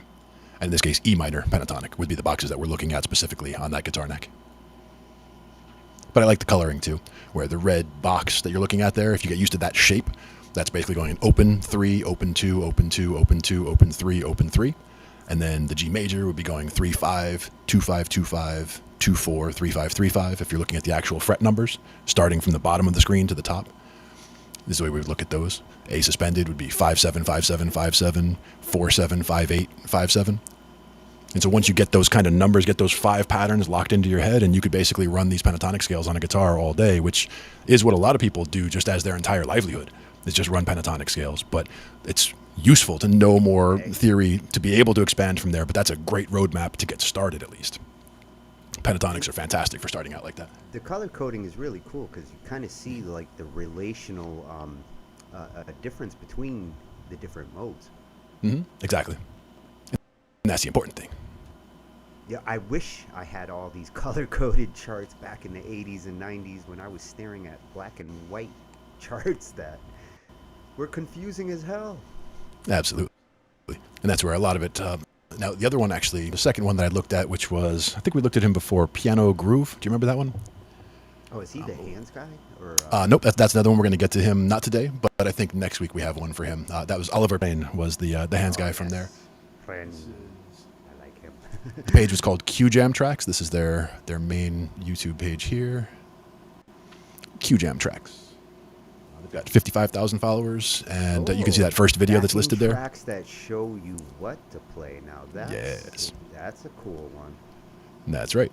And with this, you've got that first one there, guitar shell voicings.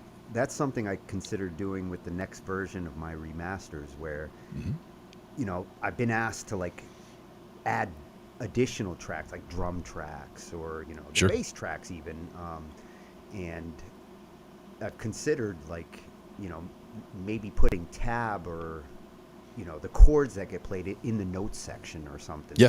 Just because so many people slap stuff up and never like explain what they're playing, and and in some cases we can figure it out by ear, but it'd be nice if like I actually saw a chord chart. Yeah, and in some cases people won't post something like that because they're keeping it close to the vest. They want to be able to do it themselves, but they don't want other people to be able to reproduce it. I'm the exact opposite. Like if I can do it, I want everyone to do it. So it's like I want to show you how I did it so that you can do it. Yeah, if I'm putting it out there and saying fork this, then I'm happy to tell you what I'm playing. Exactly. And that's where sometimes it's just some people, they don't want to take the time to write it out. It's too time consuming, too much of a pain in the butt or whatever. Yeah, but with this one, that's why like I haven't done it yet. Is I'm trying to think of a strategy where it won't be a lot of work, because it could be. Yeah. Now with this Q Jam Tracks, I think I boiled it down to a screenshot where I was. This is that first video that we saw there with all voicings. That's this video that I pulled it from here. Shell voicings, all jazz chords with only 8 shapes was the name of the video. Q Jam was the page. And this was the relevant screenshot that I grabbed out of it just to talk about real quick, because like we were talking about the shell chords again, and this is now just showing you 2 different ways of playing shell chords. So each of these little guitar stamps here are showing like a major 7, playing it with the root, and then going with the 7 and then the 3rd, and then to the right of that is going with the root and then the 3rd and then the 7. So it's just 2 inversions of how to play it. So it's 2 different ways of playing the shell, but you're still only playing those 3 notes, the root, the 3rd, and the 7. And they're telling you all the chords that you could play or play over, or that you could be like, if you're playing a jazz song and it calls for a major 7 sharp 5, for example, as one of those first ones in this first box, you could play either of just these 2 little major shell voicings, which are just the root, 3rd, and 7, and you're leaving out the sharp 5. Or the major 7 sharp 11, you're leaving out the sharp 11, or the major 13 or the major 9, you're leaving out the 9 or the 13, but you're framing the rest of the chords so that if you were playing with a band or in the rest of a song, you're not conflicting with what's going on. You're not necessarily highlighting the exact note they want you to, but somebody is, like the melody line. Could be playing the 3rd or 5th for you. Yep, the bass is usually going to be playing the root, but there should be, like if you're playing in a band scenario, somebody, if there's any other instrument that's a melody instrument, whether it's a soloist or somebody comping or whatever, they're probably covering that for you already. And again, this is not saying to always use these. They're kind of considered a cheat, but he also mentioned that this is not necessarily a cheat because you'll find fantastically advanced jazz players using these tricks all the time because they're useful. Exactly. They're not cheating. They just work efficiently. In this case, you're outlining the chord tones that you're looking for. You're telling it, okay, it's a C and it's a major of some kind and it's got a 7 up there, so we know it's going to be one of this family of chords. But with this whole family, if you see the number of them, like especially this third list here, you got the major, the minor, and then below that you've got 7, 9, 11, 13, and alt. And any of those that you see in there, you can use this one little alt, so that's dominant like 7. Flexible. Making alterations to the chord, and that's where you've got a 7, 7 sharp 9, a 7 flat 9, a 7 sharp 5, a 7 flat 5, a 9, a 7 11, a 7 13, a 7 sharp 11, a 7 flat 13. All of those can be accomplished with that one dominant 7 shape, where you're just playing either this way or that way, 2 different inversions of that one shape, and you can cover, or at least fake your way past all of those. And again, that's why they're saying you're not hitting the exact note, you're not necessarily getting the composer's exact flavor for what you're playing, but you are not conflicting with the flavor, and you're helping to support anybody else in the band who happens to be hitting that. Like if there's a melody person, they're probably hitting that melody note for you because that is the key or the important note for that particular chord. So that's where I with really these like techniques, I mean, when you're dealing with, say, several different instruments in the band, you got some brass, you got some guitar, bass, keyboardist. These techniques allow you to have much wider options with your arrangements, knowing you can stay out of their way better too. Yeah, well, you can stay out of their way, and at the same time, when you are hitting something unusual, you can still find something that fits. Yep, especially absolutely. With these, like, and that's why. And I really like when they boil it down to like a little chart like this, where while I'm watching the video, I fully intend, like I highly recommend watching each of these videos because it's very useful. Even if you only pick up little bits here and there, even if it's over your head, there'll be some things that'll click in at some point. It's nice to see and hear in action. I mean, it's hard for me to understand some music techniques until I hear them, or till I actually play it myself, and it's like, whoa, epiphany, that's what they're talking about. Exactly. And once again, this was from Q Jam Tracks, was the website or the YouTube page. So you can find them, get another, get them on the list. This one I didn't actually play the full video, but I'm just wanted to grab that screenshot because that screenshot really encapsulated the parts that I wanted to talk about and the importance of the video. The video is still well worth watching though. Lots of good stuff in there. Now for the next one, I think we got about it's about 10:30, so we should probably do a little video break in the middle. What do you think about that, Tony? Oh yeah, and this QGM Tracks looks awesome. Definitely check them out here. Yeah, there's some good stuff there. Yep. Now this other one. Soak up those educational videos. And this is the one I was mentioning before, Piano Groove. I don't remember if he had I don't remember seeing his picture the last time when I watched the video, so it might be that it's at one of those channels that has multiple people doing videos. And actually, as a matter of fact, I believe it is, because I think I have it open right here. Oh, yeah. I think Piano Groove is a whole, bunch of people off their website. Yeah. This is their main page for Piano Groove, and you can see that he's the one on the top, the guy that I was just watching this video on, who's doing... Now, I know I'm following this one on mine, but let me check on ours. Yep. Yeah, ours we're probably not yet. Again, we just got that started. But I am subscribed. And now this video is about 11 minutes long, and it talks about the shell chords that we've been doing, but in this case, he does a whole lot of examplings. So he's actually playing down there and showing you the chords and talking about the use of either redundant notes or not using redundant notes and how it changes, how you spread the voicings. And he's just got some fantastic playing style in there as well, which you'll definitely see. But let me just change how we have this. Did you want to add anything before we kick the video off? No. Kick it off. All right, I cool. gotta throw some logs on the fire. Perfect time.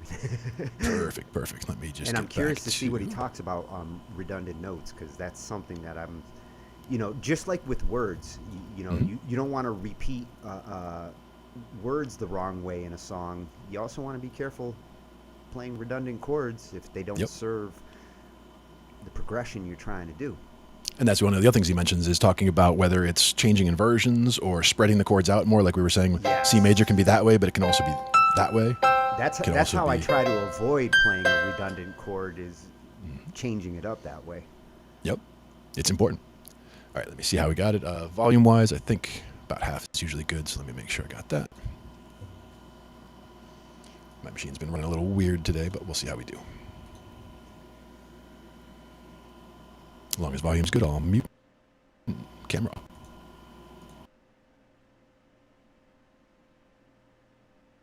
Oh, no audio. I don't hear him.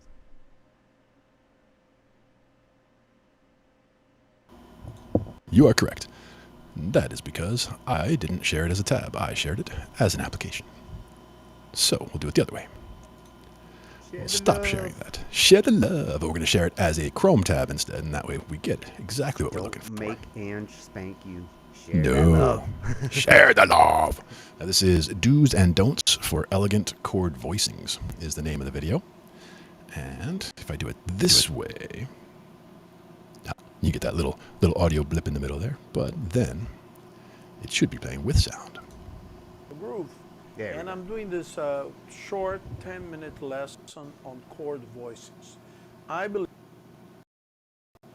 it is my firm belief that the quality of music you play, the quality of the sound you have on your instrument is totally related to the quality of your chord voices. That's why to be able to define what good chord voices are and how they're effective is a really important thing to work on.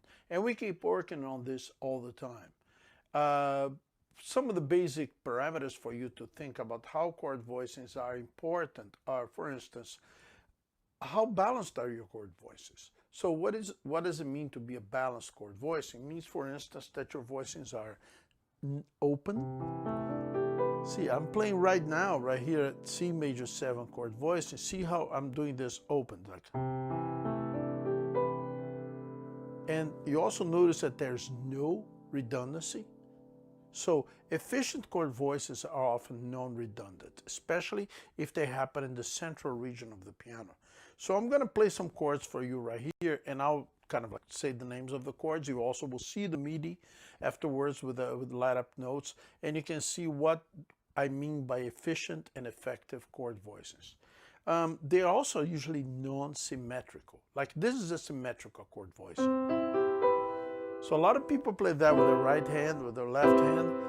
Even though this is a correct, technically, theoretically correct chord voicing, it does not work. It does not have the same sound, for instance, that this would do. See right there? See, this is a chord voicing that works very well. And this is a 1, 2, 3, 4, 5, 6 note chord voicing for C major 7. I don't have to play all these notes. I can just do that. But since the hands are there, see? Very basic voicing. This is another one. Now it's 6 voicing. Open it up. As you move towards the right hand of the piano, you will see that you can double some notes, for instance. Yeah, sounds good, eh? Look at this.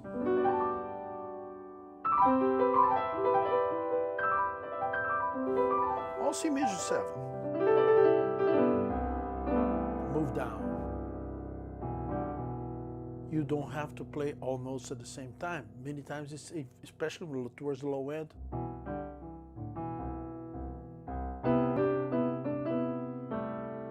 Having shells in your left hand is really important. This is a 1-5-6 shell. 1-5-7. 1-3-6. 1-5-9. So these are all really cool shells that you can use when you are playing, for instance.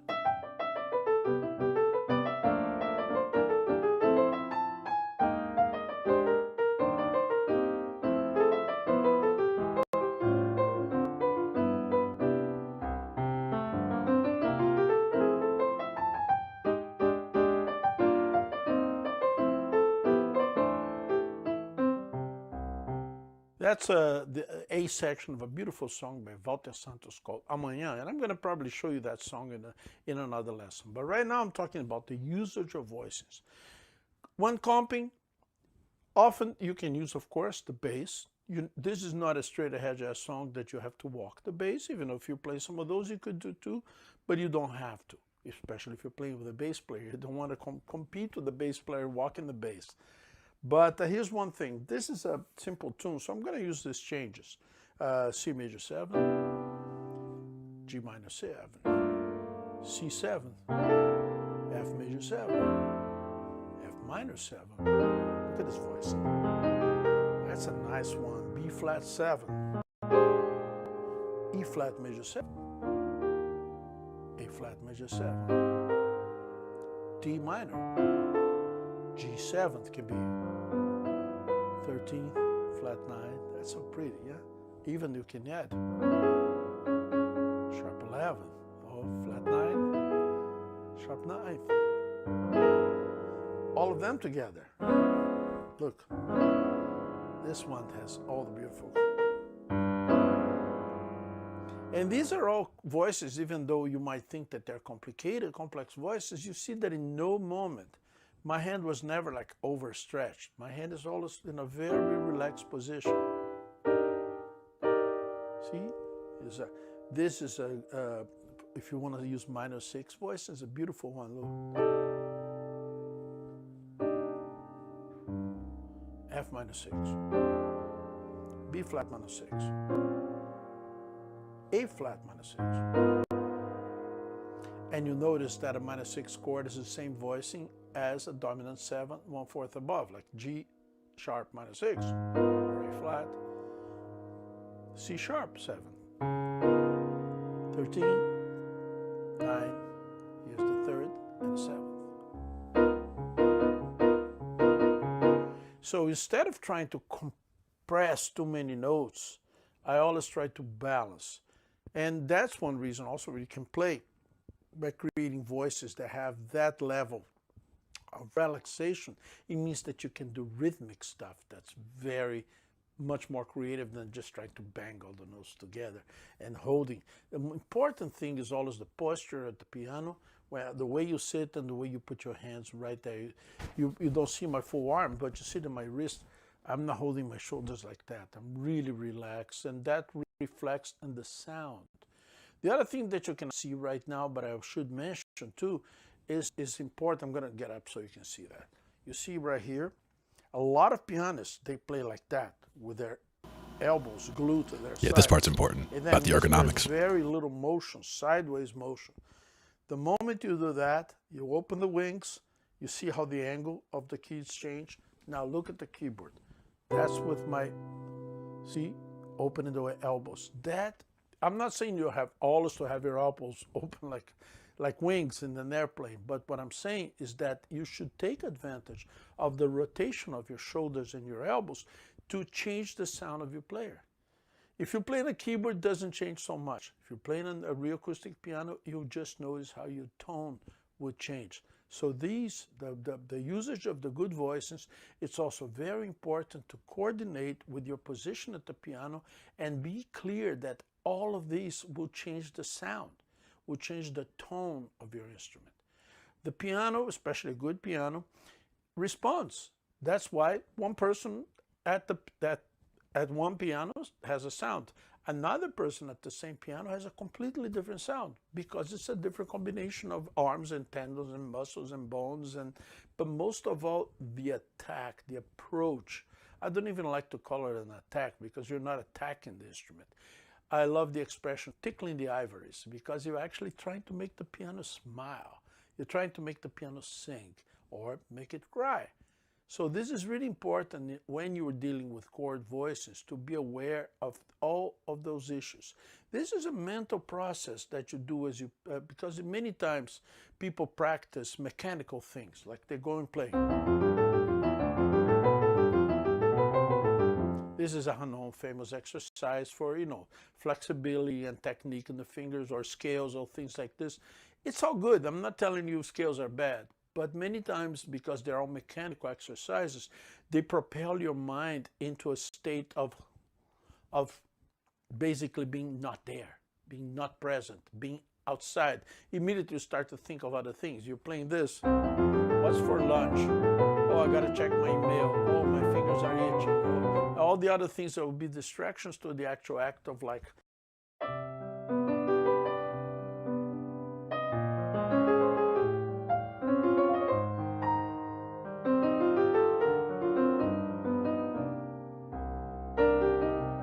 See, like sometimes adding a little crunch is really good for voice. So look at this.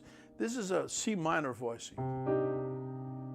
Oh, but where's the seventh? You can put it here, or you can put it. You don't have to add, because it's a chord. It does not mean that you play all the notes at the same time. It means that you create a cloud of possible notes. And then you choose, you use your musical intuition to realize how to find these notes. All these things are really important, and I think that if you listen and you look at this lesson and you see how my work, see, I can leave my hand, basically let the hand fall anywhere on the instrument. I love inverted voices, voices that have major, minor, or seventh, that have either a third or the seventh, or sometimes even the fifth on the bass, like this. Look at the C major, you add the second to it.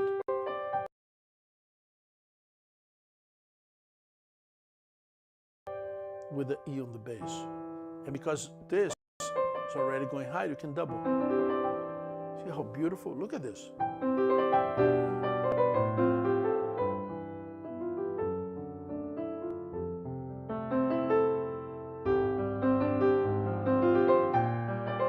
C minor with a B flat bass. Look at this, beautiful. E flat with a G bass. Make it minor. F minor. E major. E flat minor.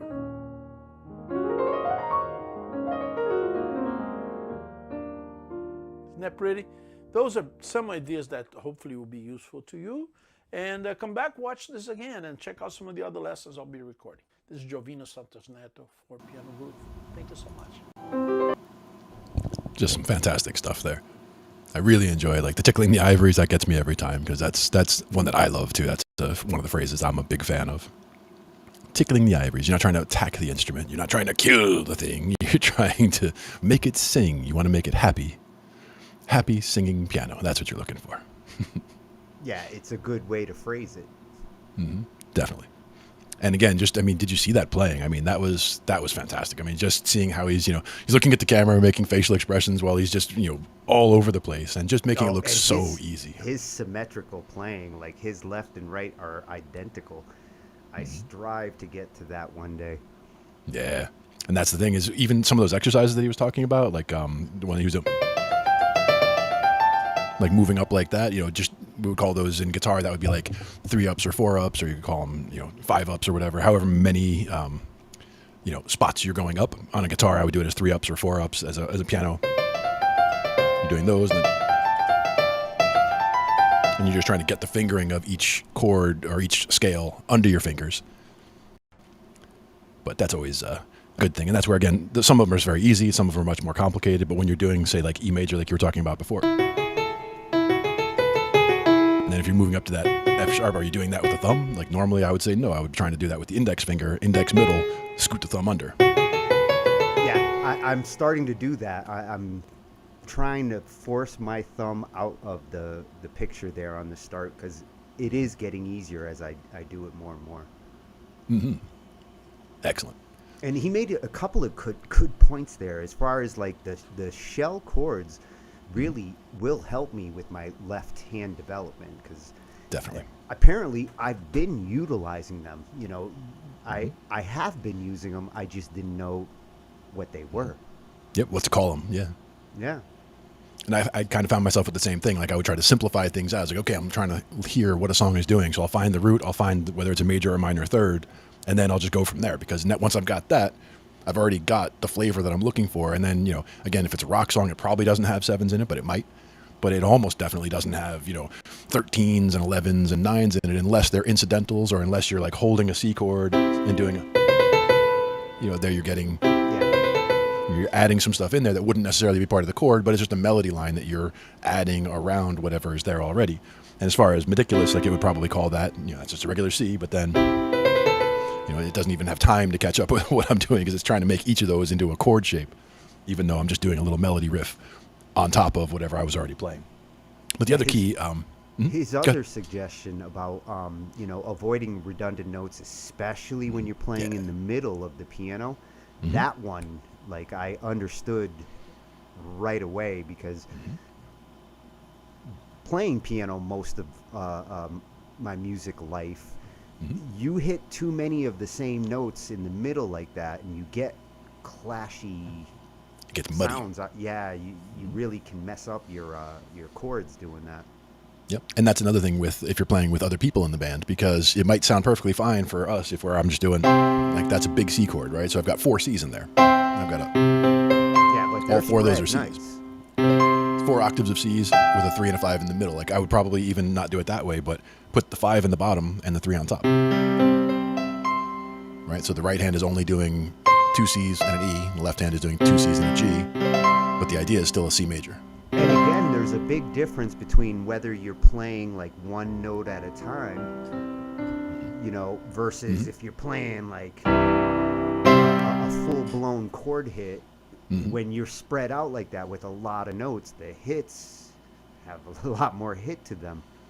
And I really do like the rolling of the chords, and that's something that I guess I hadn't noticed as much when I was learning to play when I was younger.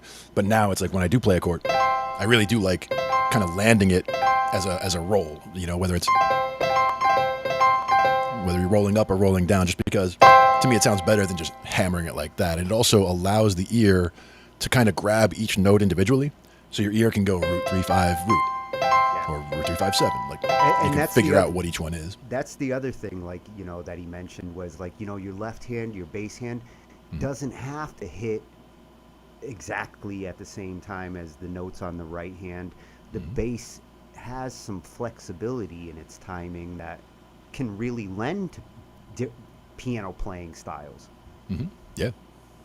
And that's where, again, whether it's the flowy style or whether it's sharper or whether it's, or that no bounce, sharp notes. that left right bounce, that boogie woogie and yeah. Gotta love that. And that's where, again, some syncopated timing helps with that. And a lot of times it's walking bass stuff like he was talking about. And you can walk the bass in a number of different ways, whatever you're doing. But there you go. Nice. That's the way that works. Just like that. It's funny, I can do that on my left hand, but I can't play blues with my right hand. My blues soloing is like, it seems like it's made for guitarists. A couple things on that, though. One is if you're trying to do that walking bass in the left, a lot of times, like if you were playing in an actual band environment, you would have a bass player who's covering that walking bass for you, so you wouldn't have to be doing that. So your left could be holding down the chord while your right, or just like hitting chord elements, 3 5, 1 5, 1 3, whatever, like bouncing through some of those elements. Yep. And the less complicated you make that, the more open you can be to your right hand doing stuff, whether it's arpeggiating or doing melody runs or hitting little chord chunks itself. You've got a lot of different options of what you can do, but it's all just a question of what you want to do at that time in the song, whether you're going to be adding that or, adding that part in there, or you have it in the left or add it in the right, but you have the flexibility of being able to do all of that. But again, with the redundancy of the notes, guitar, a lot of the big chords that you'll see, like a 6-string guitar chord, is one of those things where you are hitting 3 of the same note most of the time, or at least 2. Like if I'm playing with the guitar, like when you're strumming and you're holding a chord, like every string gets hit one way or another. Exactly. This is a big 6-string bar chord where it's a major chord. It's not plugged in right now, but it's just you're hitting all of it. But that's the bottom note, the top note, and the 3rd string are all the same note. So in this case, this is A, and A on all 3 of those. So you're adding 3 redundant notes, which sounds nice because it's filling out the spectrum. You've got a nice low note, you've got a nice high note, and you've got one in the middle, kind of keeping things tied together. But the other things you've got basically from the stack is a root, a 5, a root, a 3, a 5, and a root when you're going up like that in this E-shaped bar chord. So this would be like going A, and then an E, and then an A, and then you got your C sharp, and then your E, and then your A. And you're playing them all at the same time. And that's basically the big guitar chord. I can't do that all at the same time. I don't have 4 hands. Well, no, it's 3 notes in each hand. But in the one case, your left hand, let's say if that was I A. Okay, Okay, I can do it now. Yeah, there you go. And that's where you can hear how spread out that is, right? And if you move the whole thing up a little higher, you can hear how it's all there, but it's a little bit higher. The main idea is that on the keys, if you're by yourself, you might want to cover all of that spectral ground. You might want to fill the bottom and the top and the middle with all of that. So you might want that whole big full thing. And on the guitar, same thing. You might sometimes want that, but a lot of times on the guitar, you can, if that was an A major, right? So instead of that, if I wanted to play an A major, I could just take this. This is the 6-string claw I just had. If I just play the top 3 notes of that, or the top 4 notes of that, that's the same thing. That's already a root, 3, 5, and octave. So it's a mini version of it. I'm only using the 4 skinny strings. I'm not playing the fat 2 strings at all. And this is now a movable shape where it's a major chord that I can move anywhere. That's an A major, that's a B major, that's a C major, that's a D major. But I'm just doing root, 3, 5, root, and that would just be...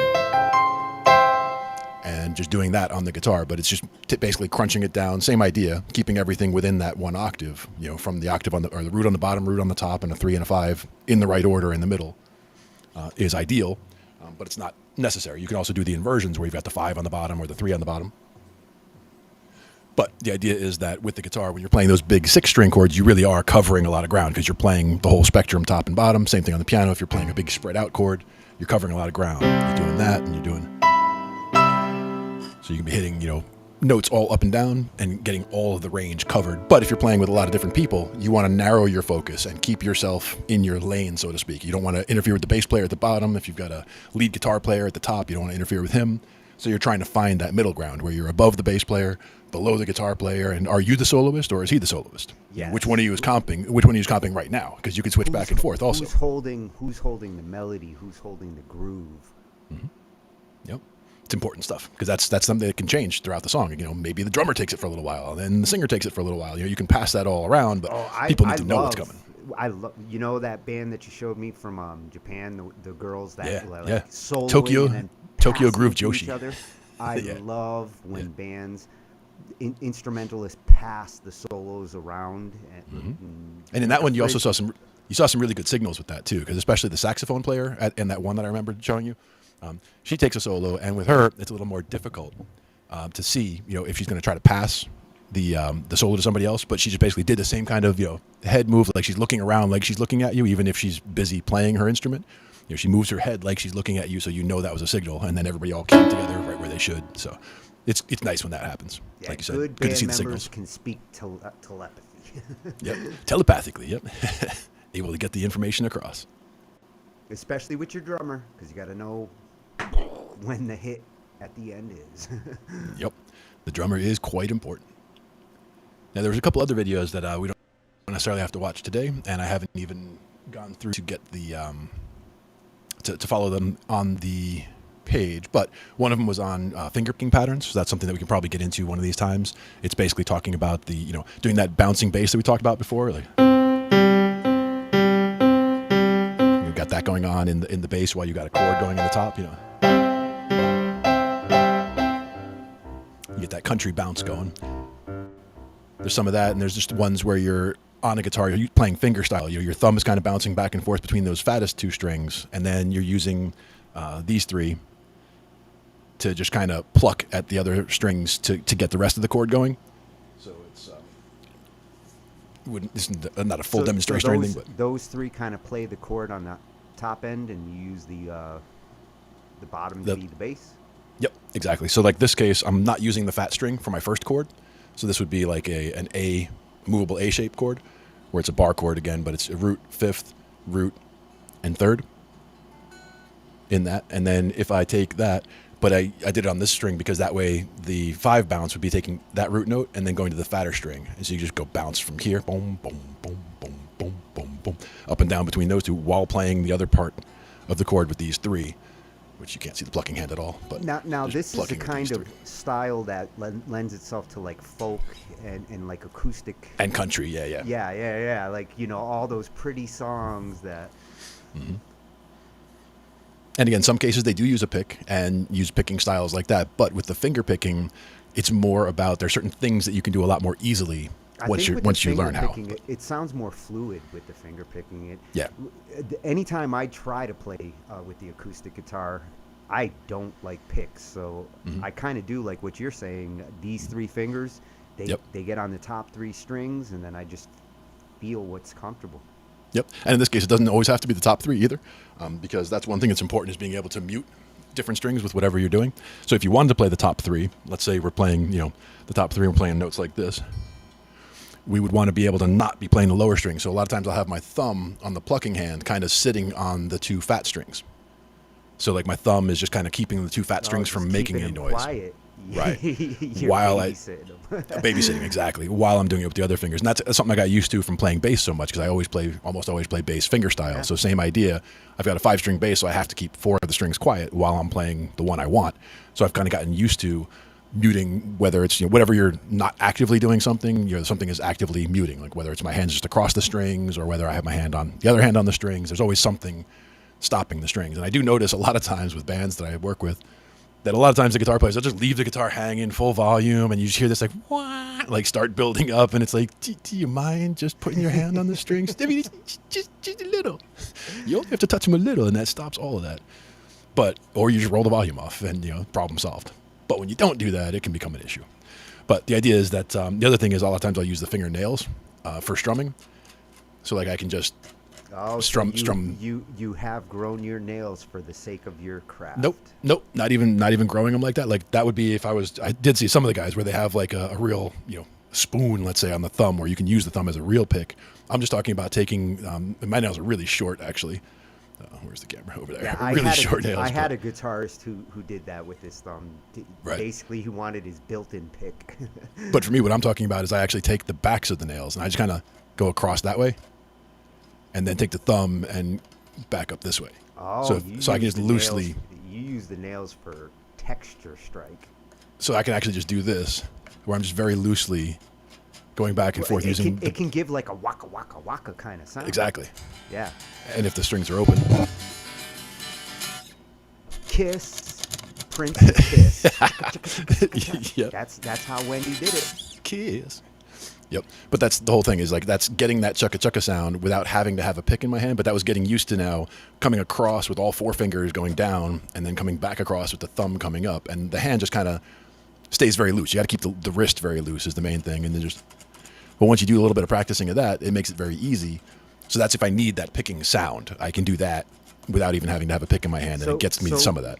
You guitarists and bassists also have to consider posture, like what he was talking about. Like, it's not as big of a deal with keyboards. He was right. Like when I play on a keyboard, posture doesn't really affect my style there, but on pianos, really big difference depending how you sit. And his point about the wings is important too, like keeping your elbows pinned at your sides while you're playing. Your hands are kind of rotated out, and so they're not landing as comfortably as they should. And he's saying you don't want your elbows all the way out and up like you're an airplane, but somewhat in between, or looseness. Like you want to be comfortable and loose that you can move freely, and then you'll notice that your hands will rotate somewhat in a different configuration than they were. Like that's where my hand just happened to fall, which is like an A, a C, and E flat, and G flat, and an A.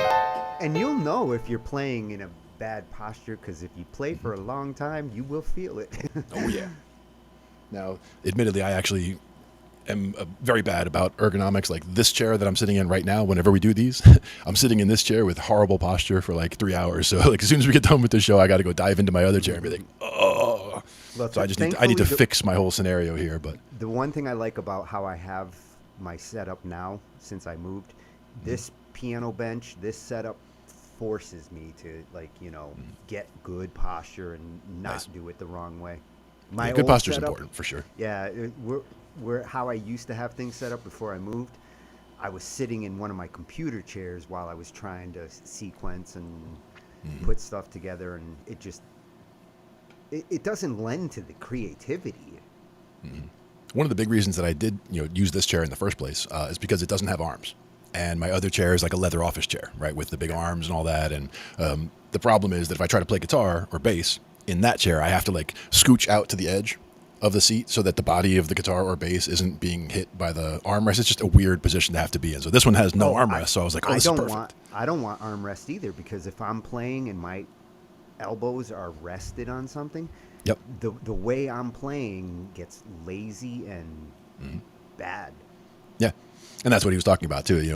Comfortable, relaxed, making sure nothing feels tight as you're playing. If something does start to feel, sore while you're playing or whatever, kind of consciously think about what you're doing, where you're sitting, altitude, or your keys. Like this, the keys are probably too high for me at this point. My elbows are actually not quite 90 degrees, but a little bit less because my hands are a little bit high. Because the piano, in order to sit it on my electronic drum kit here, it had to come up a little bit. But if I go any higher, I'm going to be out of the frame. So it's like I had to find a happy medium where I can be in here for everybody as well as. That's another plus. When I upgraded my furniture, because in the old days I used to stick my keyboards on whatever desk and set up. Since I got actual music desks, like the two I have here, these are studio desks. They are designed to be at the perfect keyboard height, and I have keyboard stands. Everything is at a nice equal level to whether I'm standing or whether I'm sitting. Nice. And one of the weirdest setups I saw was I think it was a festival down in Atlantic City, a smaller festival. It was a bunch of years back. I went with my brother-in-law. And we get down there, and there's a guy playing keyboard, and he has two keyboards, like one on each side. So he's got this hand on a keyboard on his left and this hand on a keyboard on the right. But instead of having them up like this, the keyboards are actually down. Oh, so that he's playing towards himself. So you can see the key. I've seen a couple no, on the sides. Keyboardists. On the sides, like instead of it playing like tilted towards the audience, he had them both tilted out. Huh? So that he's like. Was he playing them like? So. Here's a keyboard. Sideways? He's got it literally like this. And he's standing. I have seen keyboardists who do that. Almost like guitar style, except like they literally shift the keyboard forward. Yep. It's kind of cool because you can. It's kind of cool. I just never saw them like see what they're playing. It's like, whoa.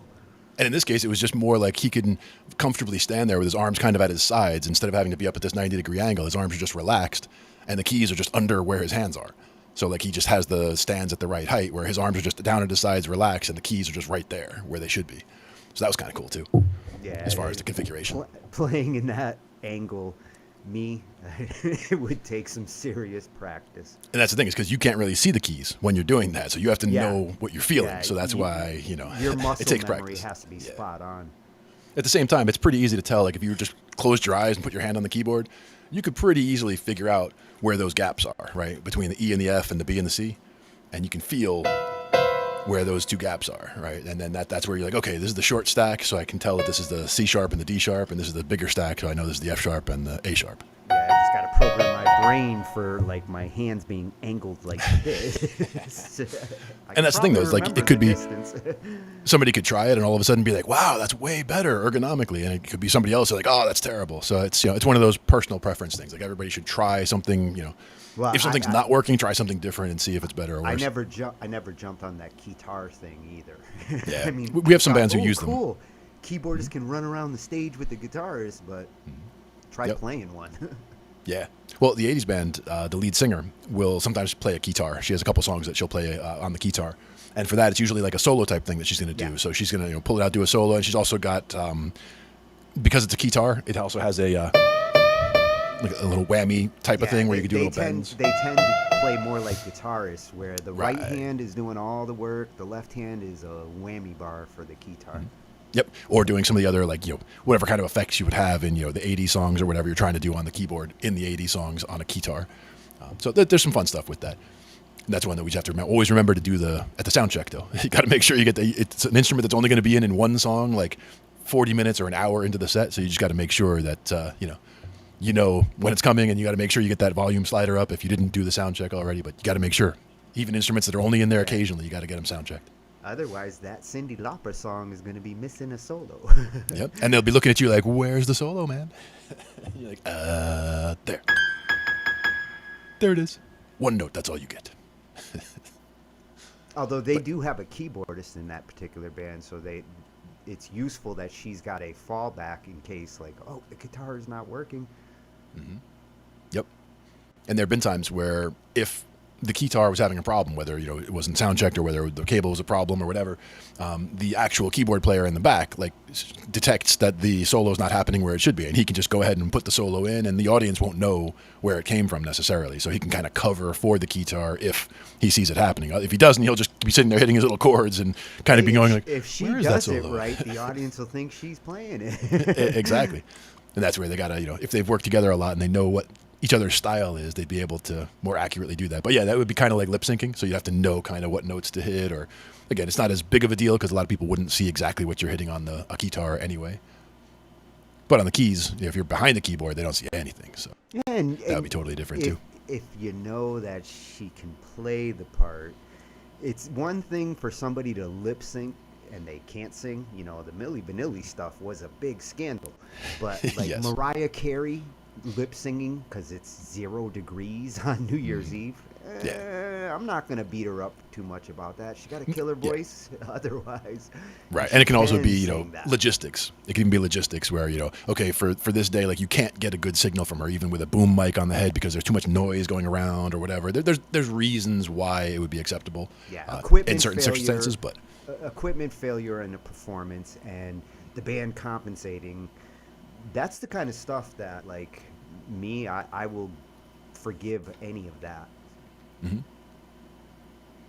This is I wanted to show real quick is another page from Godfrey Guitar is another YouTube page. This one I don't think I even subscribed to yet, so I'm going to have to do that in a second here. But I just wanted to show To me. was what we were just talking about for guitar. Godfrey Guitar. Yeah. I thought God was Godfrey. giving free guitars out. No.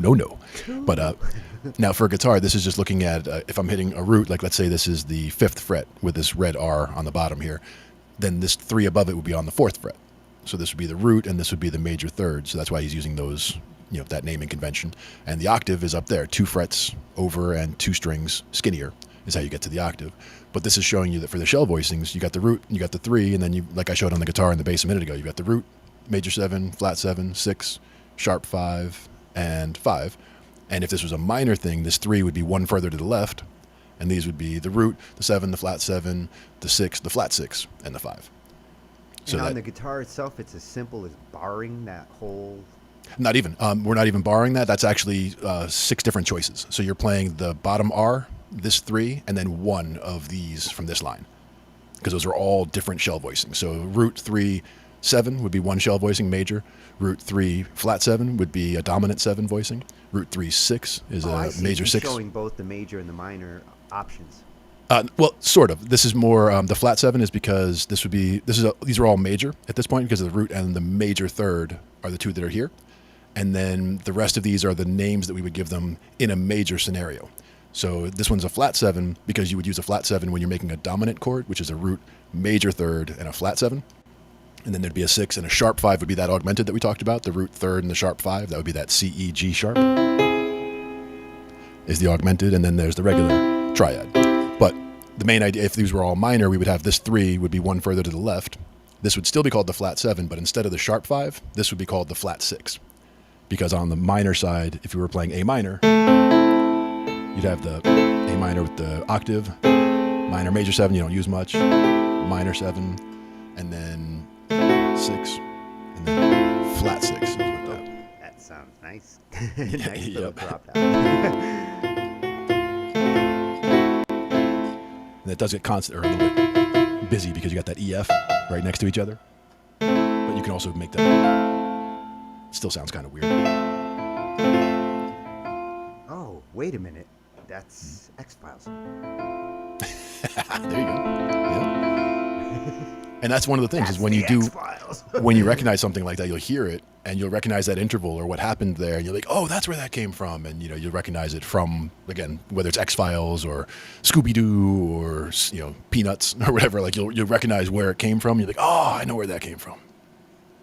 But this was just a quick reminder. Again, Godfrey Guitar is where I saw this from. And this was another kind of in addition to the other one that I was watching. So this was more guitar specific, whereas the other one was more keyboard specific, but same ideas as far as the shell voicings and spreading the chords out. Now that I understand what shell voicing actually is, the guitar advice actually applies on the keyboard. Makes total sense both ways. Exactly. And again, I was first looking at this too. Like, this is a bar, and this is like, what's going on here? But then I started to focus more on, okay, root. And then if this is a third, that's a major third. Oh, they're looking at it this way. And then these are all the different options that you can reach from that same position. And you can cover, like you said, all those different shell voicings. Don't have to go far for your options. Yep. If we do, it's going all the way up the neck or all the way down the neck, because all the way down the neck you'll get lower notes, all the way up the neck towards the body you get the higher notes. So it's just more of what range. That's similar to playing down here versus up here in terms of where you're playing on the keyboard. But in this one, it wasn't about watching the video as much. It was more, this is another resource that I use to look at the shell voicing. So Godfrey Guitar, and I'll definitely subscribe to that right now. And we can check out some bits of that video later, because again, there's a couple other spots that were good. This one in particular just showed kind of the idea of, taking that root, that major third, and then something else as a scale degree to make a shell. And I like it. I found them. Excellent. I like it. These ones that you're showing me are very easy to find. You simply have to search for them. Yep. Always a plus. So let me get that there. And I'm liking this new @ system that YouTube has. It's making things a lot easier because he's at Godfrey Guitar. Yeah, exactly. And he has enough followers to have the address anyway. There's a number of them that do for sure. He's got Most of one them, more. I would say. Yeah, absolutely. And now he's got 2 more, because I hit mine too. And he might have 3 more when you get there with your account, as opposed to our account. Let's see here. Hey, Brad. Yeah, I'm on the stream at the moment. Yep, that's Tony. That's Tonus. And And I'm Glenn Q. Yep. You probably don't see me in the chat though. And we're wild stallions. I was gonna go. We're here to pump you up. Getting that one in there too. Now let me see here. Well, So that was the shell chords, definitely this knowledge is going to settle in the brain for me. Yeah. Like I said, I've been utilizing them without knowing what they were all this time. Now that I understand what they are and their purpose, it's going to make it a lot easier to utilize them. Definitely. That is definitely key. Now, what we had there, that was the ones I was going to go over for that. So the other question would be, if we wanted to look at some other shell stuff, or if we wanted to look more at some improvising stuff, or if we wanted to look more at songwriting stuff, because I don't think we've covered too much with songwriting today. But we did cover some guitar and some bass and some piano. You've got some songwriting stuff? Well, not stuff specifically here on videos. We could always play some Yahtzee and see what kind of progressions we end up with, or we can work on specific ones. That's where, again, trying to look at what we like, applying the knowledge that we just got, right? The shell voicings, and taking them and applying them to, let's say, a chord progression of a 1-6-4-5 is something that we've used a lot, right? So if we started in a C, 1-6-4-5, you're going from C to the A minor, to the F, to the F, and then the G, and then back to the C. Now, normally, we would just be doing it with triads. So you'd just be doing that root 3-5, and then root 3-5.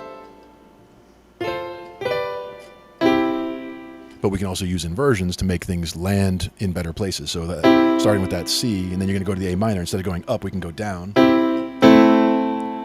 because 2 of the notes are already there. Yeah, and the A has a much different feel from the C when you do it that way. Exactly. Because I was going up too. I was going.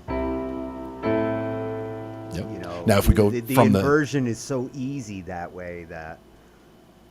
Exactly. It makes it like nice and easy. If you go from that C down to the A and down to the F, and then back up to the G. And the A goes to the F a lot easier when you go up. So.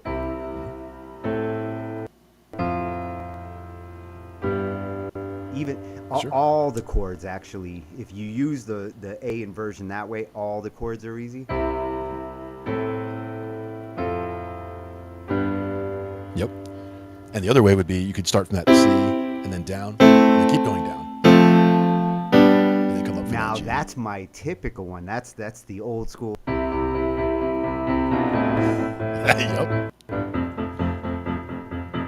You got some doo-wop in there for sure. Yeah, that's like that goes back to the old days. Yep. Now, if we take that same idea and we just replace all that, yeah, arpeggiating, sure, broken chords.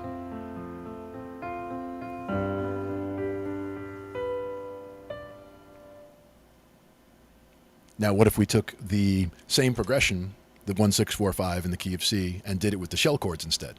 So we're doing a C major 7. So we're doing a C, E, and B. Then we're going to that A minor, so we're doing the A, C, and G. Then to the F, so F, A, and E. And then C. So just kind of working our way through all of the... Actually, I did the G, that's what I missed. And the G would be dominant, so G would be G, B, and F.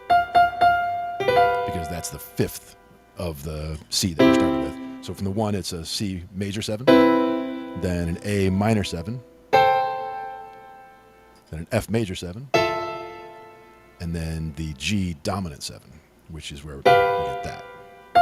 So you're doing 7ths on all of those? That was what I was doing for the shells. Yep, I was doing a root, a third, and a 7 for each one. And it does make the inversions a little weird. Well, yeah, because I'm trying to do the A. The A is fucking my head up. That's where you want the A, the G, and the E, and the C. So the 7th of the A is the F, huh? 7th of the A is the G. G? Of the A minor. A minor would be the flat 7 is the G.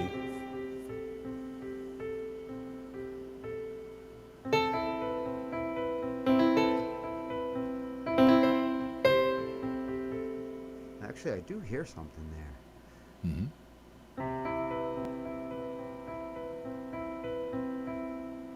Actually, that same thing, but then drop that top note by 1. Yeah, I'm trying to get that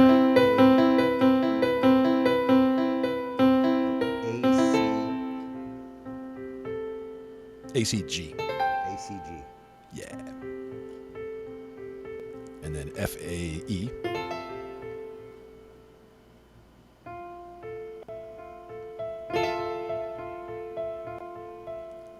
And G.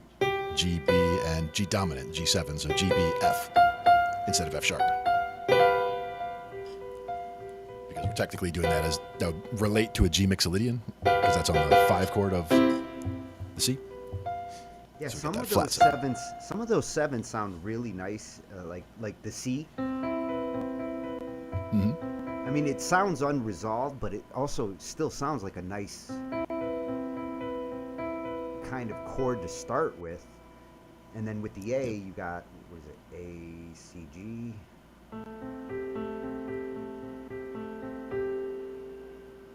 Then you said F. F, A, and E.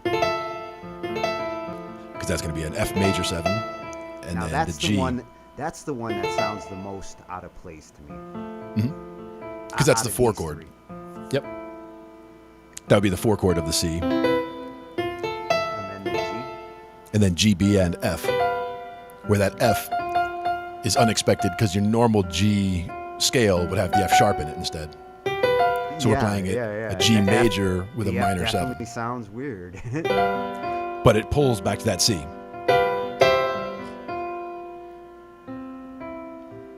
Yeah, it does go back to the C good. And that's why that's the dominant, and that's why it actually pulls so nicely. The 5 pulling back to the 1. Yeah. But I do like that. And that's where the 7s don't always work. I mean, they add that fancier sound, but again, it's not in the meat and potatoes of what you're listening to. If you're listening to Tom Petty, you're listening to the Rolling Stones, things like that, you're not hearing a lot of that necessarily. A lot of what you're hearing is more just 3-note triads. It's all 5ths and 3rds, Yeah. but you can always add 7s in, especially if you're doing it as little embellishments, little enclosures, little cliche lines, little things like that, just to add to what you're doing with the chord. Work around what you're doing with the chord, make it work with the chord that you're working with there. All of those things kind of work together.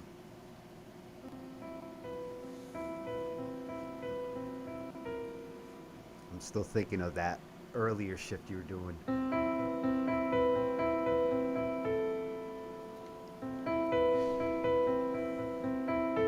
I do like that, dropping that top one right after, yeah.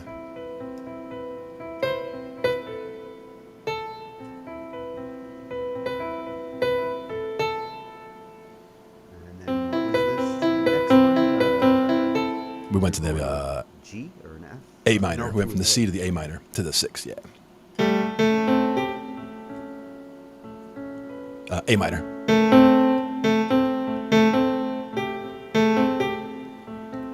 Oh, with the G. Yep. Yep. Okay, that could work. Mhm. So let's see.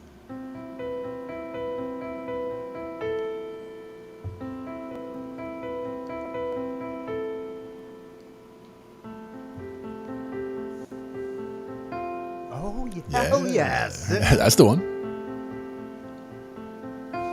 And then the F. What's the F? I gotta go to a G. F-A-E. Although that works too. Yeah, the Going to the E, G, that's adding a 9. So that's getting jazzy there, adding a 9.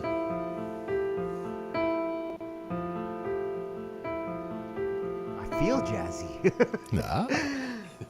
And then the last one was the G dominant, G7. With the F, natural. Mhm. And that's the one that sounds almost clashy, but. And you're dropping that from a flat 7 to a 6. It does go back to the C, though, off that G. Exactly. It really, really wants to. I feel the C behind it. Mm-hmm.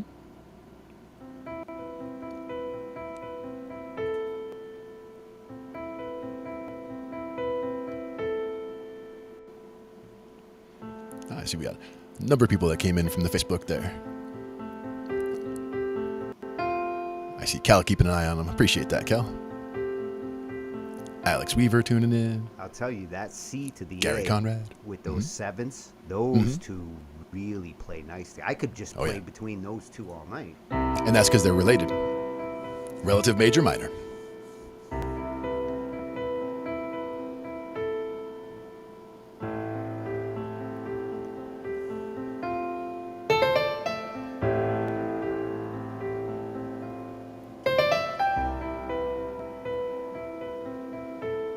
Makes me feel like I'm at a brook in a field Yep. with the wind blowing. I like that little move too, doing a 1, 2, 3, 5, 3. Because now you're really hanging out on the chord tones a lot. 1, 2, 3, 5, 3.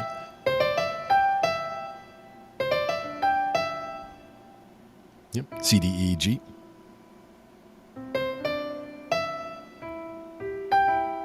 Yep.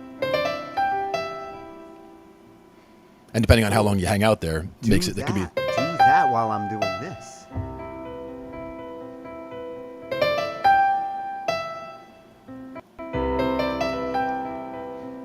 Oh yeah, see that's an accompaniment part for sure. Yep. It's a little bit, light and just kind of airy. It really reminds me of some of the George Winston piano playing. The guy I'm always. He is my piano influence. Nice. He Nice. had that kind of floaty kind of stuff all the time. Mm-hmm.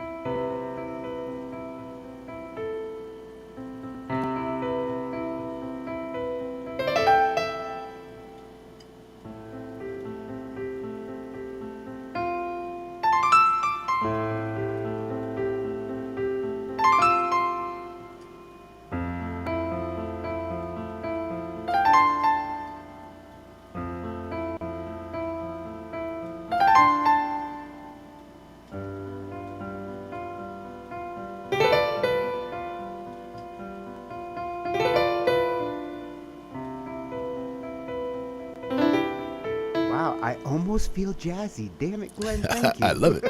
I love it. That's about the closest I've ever gotten to that kind of mood.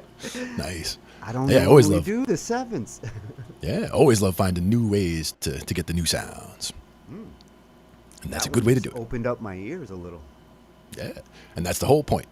Anything that opens up people's ears is a good thing in my book. Well, it's got me thinking of C major in a totally different way. Yep, and that's one of the things about modal playing that also does that for me as well. Like we're playing C major, like we were saying, C to C, all the white notes. But if we were to just shift and still play all the white notes, but do it in G, so we go G to G, that's now playing in G Mixolydian. Totally different feel. Still major, still sweet, but still major chord. Like G major still works there.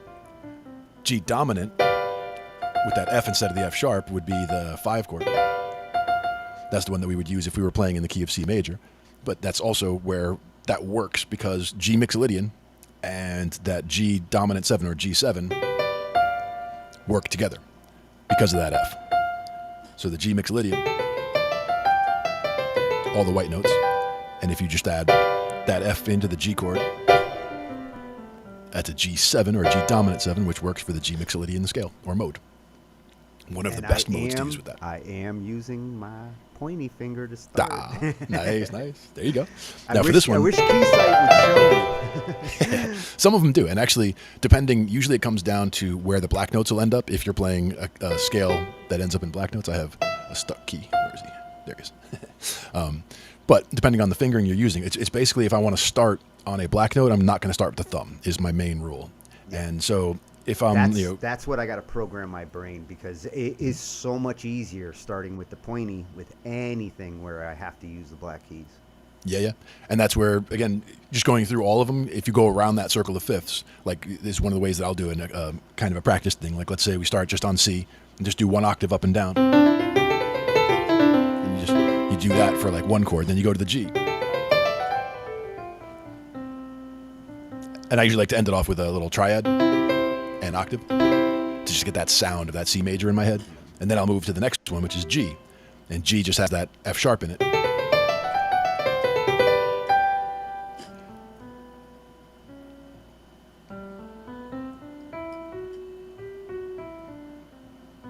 Man, I really do have to make my thumb stay out of it. Like, damn it, thumb, stop. Yeah. But in this case, these back now. For those first two. I've got it going up. Like I can start with the pointy.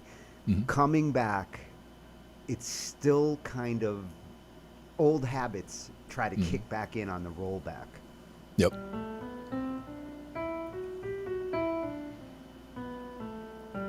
Yeah. And this is why people do run a lot of scales because smack it a few times. they want to be able to like do those runs really, really fast in any key. So they'll run those scales again, whether it's 2 octaves up and down, and running them both hands at the same time is helpful, even if you're going outwards, so that you start with both thumbs, let's say on the C's, and you could just using the same fingers, 1, 2, 3, scoot the thumbs.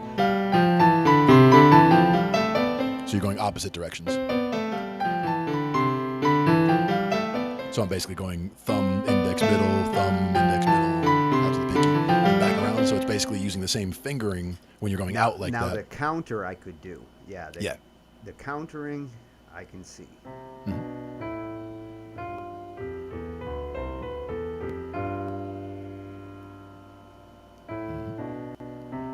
And that's a good one to start last 3. Because you're trying to scoot the thumbs. Yeah. Well, but that's where getting used to that and getting comfortable with that and going through each of the different scales will help you to see which ones are easy enough that you can start with the thumb and you don't have to worry about anything. Same thing, going out like that is very useful for that whole, it's same finger, same time for all the notes. Now, if we went from there to the G, you'd have to go right, you got to get that F sharp all of a sudden right away. So all of a sudden you're hitting, the fingering is going to be the same, but it's more complicated now because we're going out and have to deal with 1 black note going each way.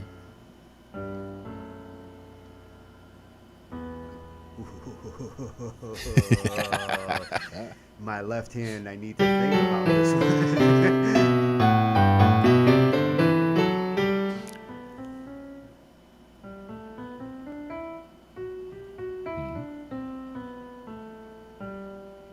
And in that hand, so it should just be 1, 2, 3, 1, 2, 3, 4, 5. Same thing in the left hand, but the left hand, you got to remember that you're hitting that sharp on that second note.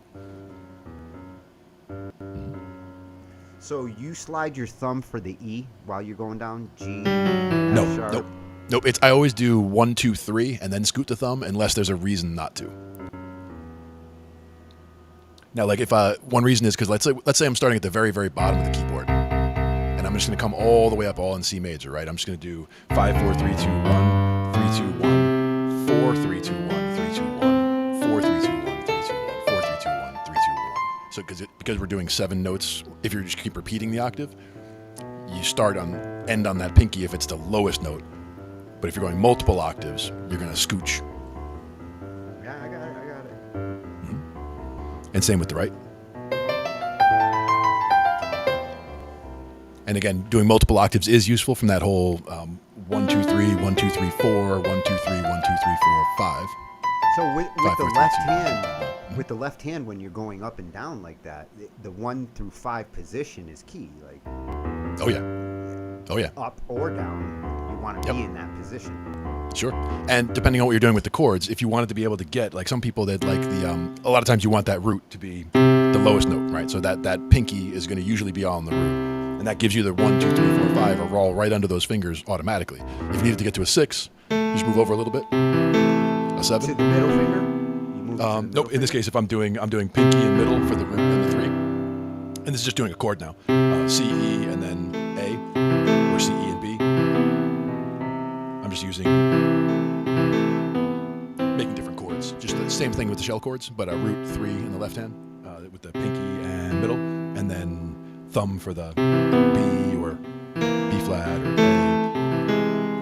You can make all those work. So for chords, I will sometimes use the thumb on the black notes, like some of the chords in that Chopin piece. Like in this case, we're all up here, but I got a thumb on this one up here, and then this one, not that one. So you try to keep your thumb free for expression, huh? Because like it's one of those fingers that like when you have like a middle note or a bridge note. See, that I would usually keep. The thumb and the pinky are the two fingers where sometimes I can do accents and Sometimes. actually do a weird note. I like to do the accents in the middle a lot. Like, excuse me, if I have the C and the G, and that E in the middle, that's where you get that sus. Sus4, sus2, and the C. So you're using the 4 and the 2 before you get to the 3, but you're keeping that 1 and the 5 kind of locked around it. So those are locked, and you're going. Oh, Van Halen, we'll get you higher and higher. Dun, dun, dun, dun, dun, dun. Exactly, and that's what that is. That's sus2, sus4, and the 3 in the middle is what that is. But as far as the thumb for accenting or whatever, in the left hand, and again, I'm probably not the right person as far as I don't have impeccable style as far as piano goes, and when I try to make stuff up, I'm usually just kind of winging it. So I don't really have hard, fast rules about songwriting or what I use my thumbs for or pinkies. But as far as the scales, when I was a kid, I did learn how to do all the scales and going back up and down, multiple at a time. So like you do that, like not just the one octave, but you take. Did you see Piano Groove? His symmetrical, like he was going up and down identically on and he's both rolling sides. some up, rolling some down, and just doing stuff. But it sounded better when he did it because he's hitting the right notes. But in that case, it was very well done. Yes, and again, he's able to look at the camera and be like this or like that, and add this one or that one. I'm like, oh, sounds so good. And look how And cool I look. Yeah.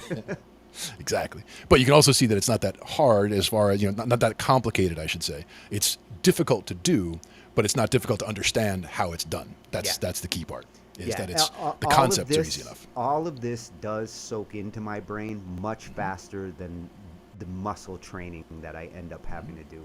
I fight with my fingers to cooperate, but my brain does know what my fingers want to do. But you can get ahead of that with some of these exercises, and that's where the one that we were looking at the other day, the Chopin one, where if you just have the way that both hands kind of fall, 3 fingers are falling on these guys, right? The F sharp, G sharp, and A sharp. You got your middle 3 fingers are falling on those. And then your thumbs are on the E's, or your low notes are on the E. And then the high note for if you have smaller hands, it's on the B, and if you have bigger hands, it's on the C. But just going, and just try to go back and forth with those a little bit. And again, one of the good things about this is you're playing your pinky and thumb at the same time on this hand and on this hand. So like as you go up, it's the right thumb and the left pinky, and at the top it's the right pinky and the left thumb, but if you're hearing a difference where the thumb sounds heavier on this end and on that end, you want to get them so they sound the same. Yeah. So you're hitting as softly with your thumb as you are with your pinky, and this kind of helps to put them against each other or with each other as comparisons. And again, And that's needs the to other be- challenge. Between your left hand and your right hand, it's not just enough to like get symmetrical in speed. It's getting symmetrical in expression, because that was a big problem for me, especially early on, where like my left hand's a pounding hand and my right hand is not. we got Brad is asking if we could do a little jam, a little song or a jam, because it's his first time checking out the stream. You know, and he figured out Van Halen as fast as I did. Yeah, he heard that for sure. It's a good one. Exactly. Or you could do Now, jump. That's another good one. Yep. One thing I will say about jamming at the same time is that there is some latency. So there is, like, if I had a beat going, for example, this might be too loud, but if I have a beat like that and Tony was trying to play along, he would be a little bit behind just because of the way we have a little bit of latency trying to deal with I'd have a bitch of a across the time stream. coming up with something for that beat. Yeah, it doesn't have to be that beat, but that's just an example of, for the volume of a beat on this end. Now, one thing that we have been doing sometimes is just basically throwing in chord progression. So like that same one I was talking about a minute ago, that 1, 6, 4, 5. If we were doing that in the key of C, for example, and did it with that beat. There's A minor. F. And then the G. Then back to the C. Exactly.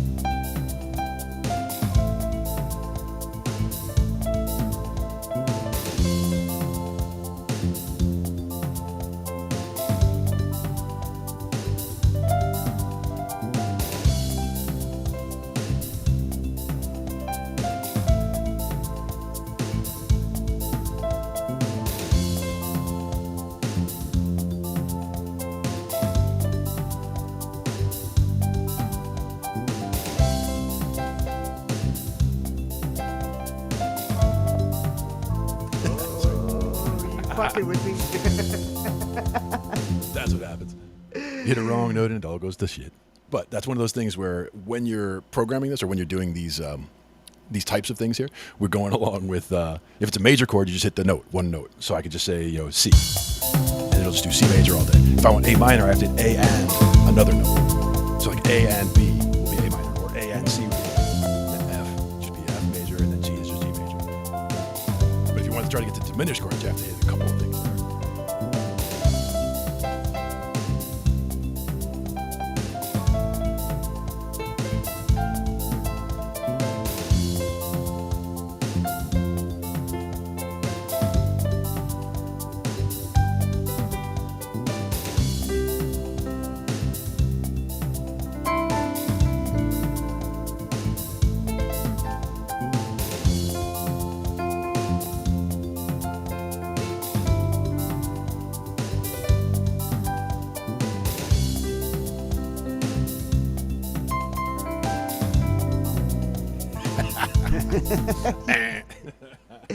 I failed was twice, just so feeling it. I get they get the hook and they pull me off stage, just like that. You've been gonged. The Gong Show.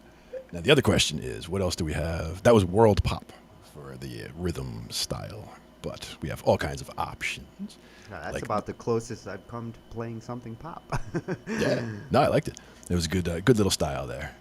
Now, what about pop fusion?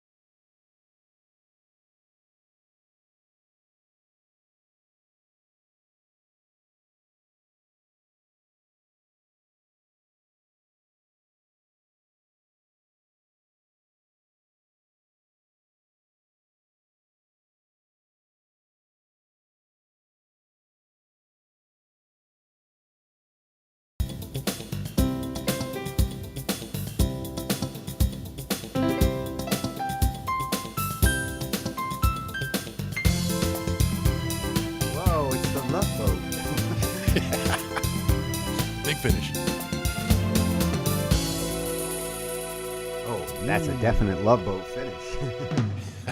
Nice. So that's the pop fusion big finish they give you. I was They do give you about to couple try a options on different. rhythms. I was going to try Oh yeah. kind of approach. I don't know. With beats like that, like I can feel those beats in my groove. My fingers don't tend to like feel it as quick. Sure.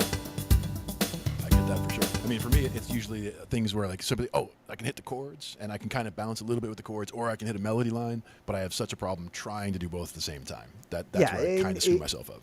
It's a style that like it's like blues, you know.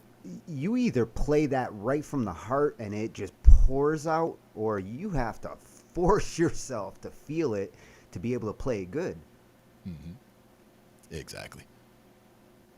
And that's one of those things. You know, try to find your way in any way you can. A lot of times, what I'll do is I have a hard time sitting down and just playing something from nothing. Right, like just playing. Like somebody says, "Oh, play me something in A," But see, or whatever. that is easy for me as long as I'm playing something that is like my go-tos. You know, Yep. my genres, the type And I've of noticed that piano with you. music that like I'm comfortable with. If I'm not Yep. playing that and I'm trying to play jazz or blues, I feel like I'm out of my territory. Yeah, and that's one thing. Like, you know, just getting comfortable with the different territories can help with making that all feel, you know, the way it should. But I definitely, like, for me, it's more I'll throw on music that I like, and or you know, even music I've never heard, or a different style that I've never heard, and just play along and just see what I can come up with. And then all of a sudden, like, oh, that's how they do that in funk, or oh, that's how they do that in reggae, or oh, that's how they do that in samba. You know, it's like all of a sudden I'm picking out little pieces. Like samba or some of those different rhythms are definitely ones that are good to check out at different times to see how they go. Like a funk one, like we were talking about funk in E, for example. I want to learn how to funk. This is a perfect little example right here. Funk in E. It'll be just the E major. I'm gonna go E minor. E minor funk.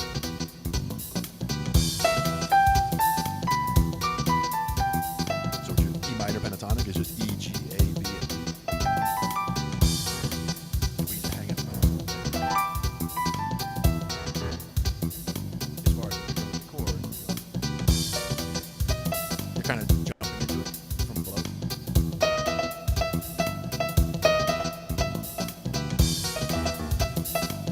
Coming from that E flat to the E, kind of.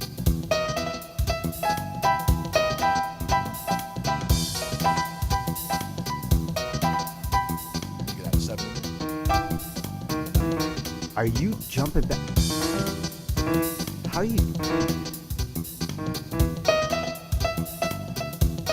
I was using There's a note you're hitting in there. You're hitting so damn fast I can't see it. Actually, I'm splitting those two. One E flat, and then. But I hear them doing something different there. Like they're doing it. They might be doing. They might be coming from the D.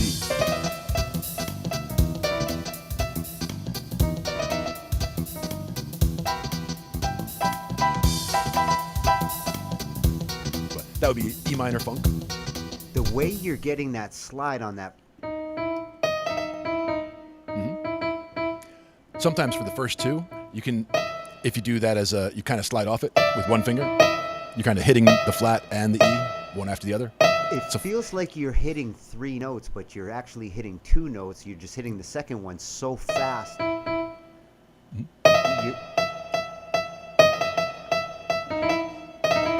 And that's actually just sliding off the flat. I'm gonna You could call that practice that one, Glenn. I want to be able to do that. Yeah. You could call that a flam, right? That's a flam essentially, like in drums, where you have one stick landing right after the other. Yeah. So it's like you're having one stick is going to land, the other one's right behind it. So it doesn't sound like two distinct hits, but it doesn't sound like they're both hitting at exactly the same time. It's just same idea as you're coming off the one. You're actually getting a little speed. You're getting some speed off the roll. Yep. And then I'm trying to, once I hit that E, I'm trying to just bounce on it quickly. And that's another one where you can cheat and use multiple fingers again. See, and you know why I think I'm having a tough time? Weighted keys. I can't do that on these weighted keys. That's true. That's true. These are the light ones for sure. Because these are chiclets. I'm trying to make this thing bounce that fast, and with weighted pressure sensitivity, like. And like I said, I've played. Unless I use 2 fingers. That's But even with that, with the weighted keys, now, I can never get the fast bounce I want. Was that these 2 fingers, or was that these 2 fingers? Yeah. Try it with. If you try it with one hand, the middle finger kind of further in. That's just using. Yeah. Again, the weighted keys are getting in my way. Because if I was on the bouncy keyboard, I could definitely bounce that. The other thing that might help is going higher on the key, like up towards the top of the key where it's connected. Oh, yeah. It's a little harder to push, but you can sometimes get a little faster because there's less travel. That actually gets worse with the weighted keyboards. You go to the top, it actually has you go out the less... very edge. Now, the other thing would be cheating, like we talked about at one point, doing a keyboard split and making this one an octave higher than this one so that you're hitting... Yeah, exactly. Because that is a solid cheat, going ahead and doing that. Yeah. Minecraft AMR. If you can send that over to Angified, we can go ahead and check that out later. We're actually going to be wrapping up in 5 or 10 minutes here, so getting on towards midnight almost, our time. He turns into a pumpkin at midnight. Yes, and you don't want to see me turn into a pumpkin. An angry pumpkin. And he actually grows hair. Exactly. Actually, trimmed the beard earlier. Ooh, smooth. Still not as long as it would be, but still very, very gray. I like that. No, I don't like that. Hey, mine's been that way since I was a teenager. Yeah. That was the thing, is for me, it was always, I had the goatee for probably 20 years, from my 20s up through my 40s. And then it started getting gray enough in the bottom where I was like, nah, I can't keep that anymore. And now I was like, I miss my beard, so I wanted to get it back just so I could do a little bit of this. Because this is always good. Yeah, when I was Pondering young, beard. The only place I couldn't grow hair down there was right in this chin area. Yeah, so it's like I'd get somewhat of a goatee, but it'd be like a Tony Stark. Yeah. And that's actually the one spot where if it all starts getting long, like if you just let the whole face go, like if it starts getting long there, that's the one that like you can get into your mouth and it's like, oh man, that's terrible. Like you don't want to be doing that. I can't get it to grow on my cheeks. Mm-hmm. Yeah, for me it grows pretty much everywhere, but I don't really like it when it gets too big on the cheeks. But you saw the one picture with me as like the full-on. Oh yeah, you were like going on Grizzly Adams. Yeah, and I mean I could do that again, but I don't know that that's. I don't usually go there directly. I usually try to grow this first and like get this to come in a little bit more bushy, a little bit longer, and then if I'm going to grow the rest of it out from there, I will. But I don't think I'll be able to get the whole thing going by Christmas, especially not now that I trimmed it today. But I could always just keep this and go ho ho ho. Hey, you got the ho ho, and Jason definitely got the beard. That's right. We can use him for the beard and me for the hose. But it also depends. You got ho ho ho. Santa Claus. The metal claws. Make him Krampus. There you go. It's like kind of like that evil Santa. What about slow rock? That's A little fast, like you said. Is it like 119? I can bring it down. Let's go down to like 100. It's 100. now it's sad. Yeah. It did say slow rock, so it can't be fast.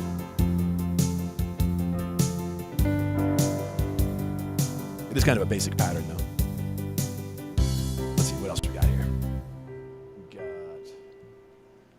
instead of slow rock or soft rock, what about pop rock? Oh, that's kind of 80s. We'll go a little bit faster, maybe 110 on that.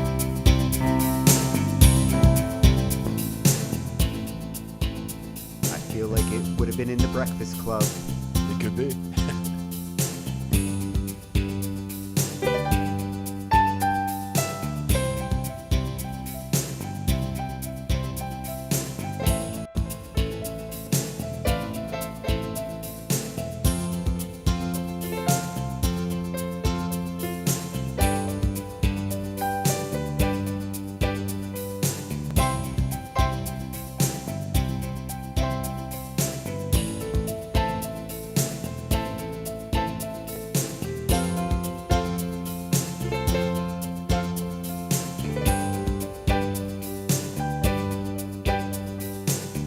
many ways you can milk that progression.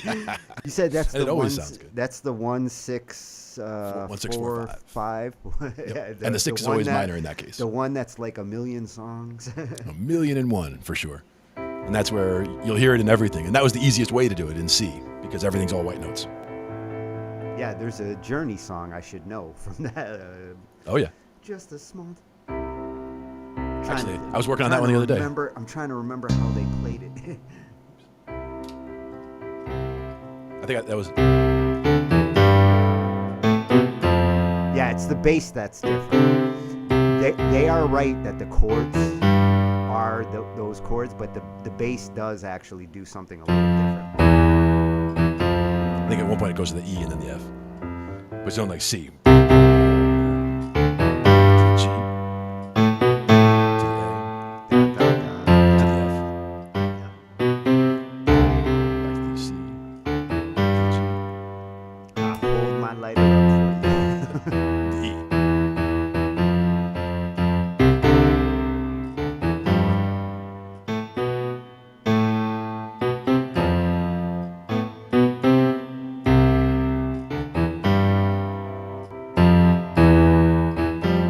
And I was trying to figure out what was doing in the right hand during that whole thing. I figured it was some of this. And then to the G. Yeah, I think it's a left bounce. It's like he does the left right hand bounce between them. The chords. Yep. And in the right hand, it's actually even bouncing with the 3 and the 5 on the top and the root on the bottom. Back and forth like that. And then when we go to the G chord, it's probably going to do it in that inversion. And the A chord, F chord, C, and then the G. And then it goes down to that E, I think, E minor, and F. Something like that. See you in a smoky room. Yep. I was starting to work on that the other day because I was like, something about cheap perfume. Yep. Smell of wine and cheap perfume. And that was one where we heard it the other day wherever I was. It was either a band was playing it or I heard it on the radio. And I was like, that's one I really should look at because I've been trying to get into getting more inclusive or more solid piano grooves to kind of, just be able to sit down at a piano and make something happen. Oh, they got a couple. That was what I thought about. When it comes to like being a good keyboard player, Journey's keyboard player was one of my big inspirations during the 80s because few bands had him. Sure. Him, Bon Jovi. They were I like was thinking the only of rock bands that had a keyboardist. Was it Boston? Who is it? Oh, Boston had some awesome piano. Like Tom right. definitely threw some great stuff, especially on Third Stage. I was trying to think of the song title. I'm so bad with titles. Amanda was the one. That was one for sure. Stage, yeah, for sure. I was thinking of Lucky Star, maybe. Shooting Star. That might not even be them. Jackson Browne, The Loadout. Throwing out a bunch of names, but somewhere in there is one of the songs I was thinking. Somebody's Babe now. Yeah. Somebody's Babe, another good one. Yeah, but there's a bunch of them though that whether it's Journey songs or just anything that has solid keyboard in it, I've been trying to now that I'm kind of feeling my way back into the keyboard, I'm like, I just got to throw some stuff on and play along and figure it out. So for piano, Open Arms.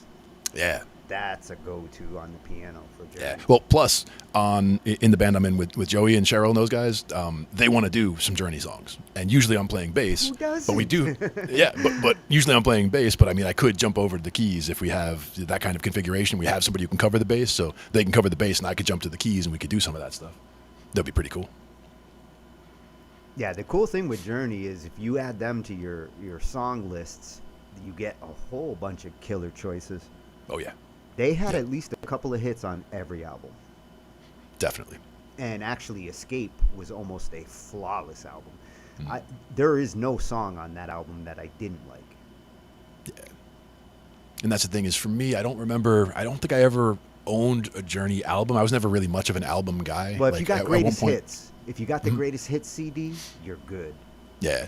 And that was one where like Steve Miller Band Greatest Hits is one of the ones that I would have had way back when. The Eagles Greatest Hits. I actually bought Steve Miller's Greatest Hits 3 times because Yeah. it got destroyed twice at parties. It was our party CD.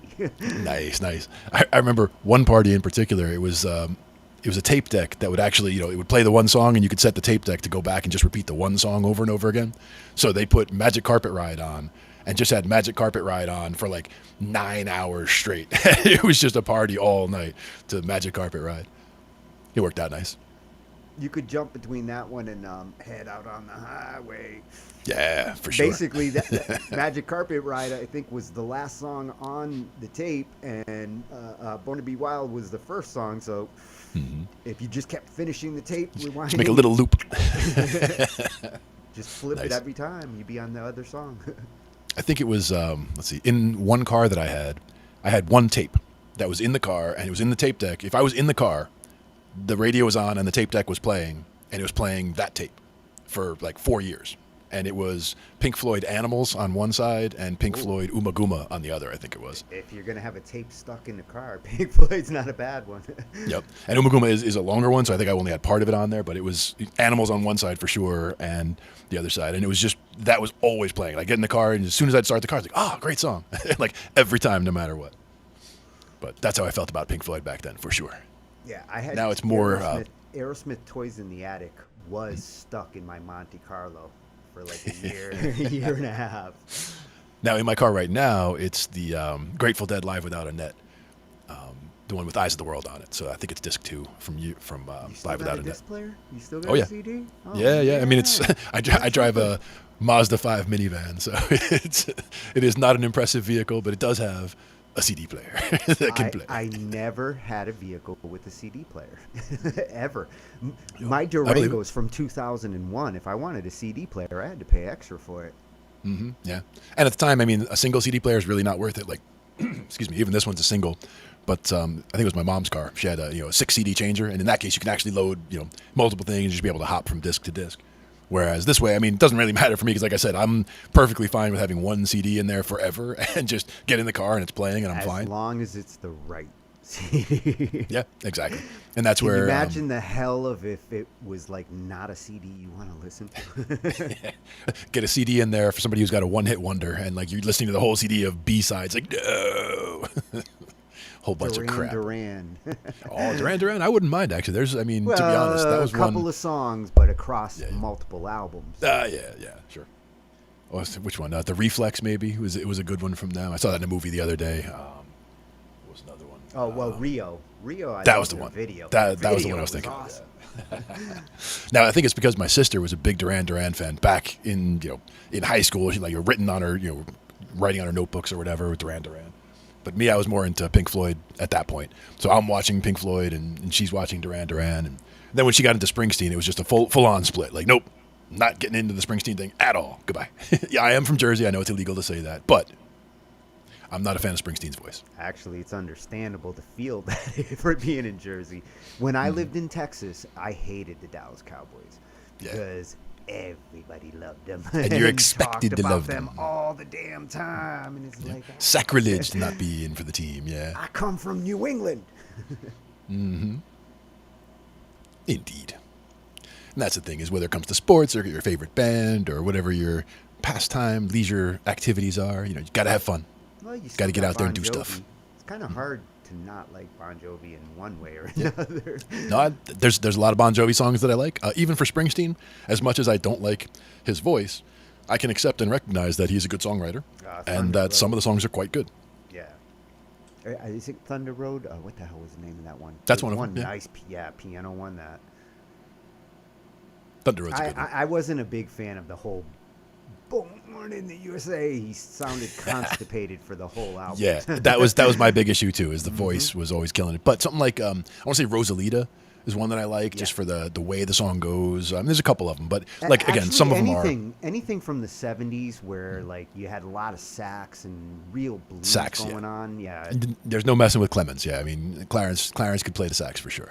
Yeah, he was my favorite part of the sound. Yeah, exactly. And it's like I can almost deal with Springsteen's voice with the balance or the trade off, coming with that sax. But it's almost like, Bruce, you're killing me. Come on. Yeah, well, when he's not clenching, his Right. voice doesn't bother me so much. But when he's like really like pushing it out like Really that, pushing. it's like any singer that I hear where I feel like they sound like they're straining. A singer shouldn't sound like they're straining, and if they Nope. do, it hopefully doesn't sound like that for a long period of time. You can damage yourself that way for sure. I mean, we've Yeah, talked to Bruce- people who Bruce have did it damaged for a themselves that whole way. album. Yeah. And some people, even people that we know personally, have managed to damage themselves by doing too much too soon, or too much all at once, or doing things in the wrong way. And that's why it's important. Ergonomics are big. Like, I may be sitting with my hands too high and things like that, but I also know if things start to even bother me a little, I'm gone. It's like I'll immediately stop what I'm doing because I don't want to have to not play for a few days because I messed up my wrists or something. So Yes. that's where You do whatever you not do, want- like, comfort is most important. You do not want musical disability. Yeah. It can be permanent, especially when it comes to vocals, and that muscle is very sensitive. And even instrumentation, when it comes to piano and guitar and bass and everything else, for a while I was playing a lot all the time, but I was also playing a lot of video games. And at one point, if I was playing like Call of Duty or any of the games with controller, I'd be playing that for hours, and then I'd switch over and play some guitar or whatever, and I noticed my arms or my forearms were getting like really tired, and it was because I was playing hours and hours of video games and then doing hours and hours of music, and I was just overworking the arm muscles, and I really got to the And point where I you're had to step doing- away for a bit. You're doing different things in those hours, so like Yeah.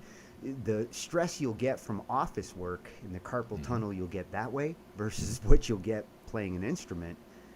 You really can mess yourself up that way. Yeah, because you're not getting adequate rest when when you stop doing your office stuff. For example, if it was the office that was messing you up with your repetitive motions in the first place, when you get home from the office, you need to rest. And if you're going home and saying, "Oh, I want to go do this," and then this is your side project where you're using the same muscles, yeah, you could mess yourself up good.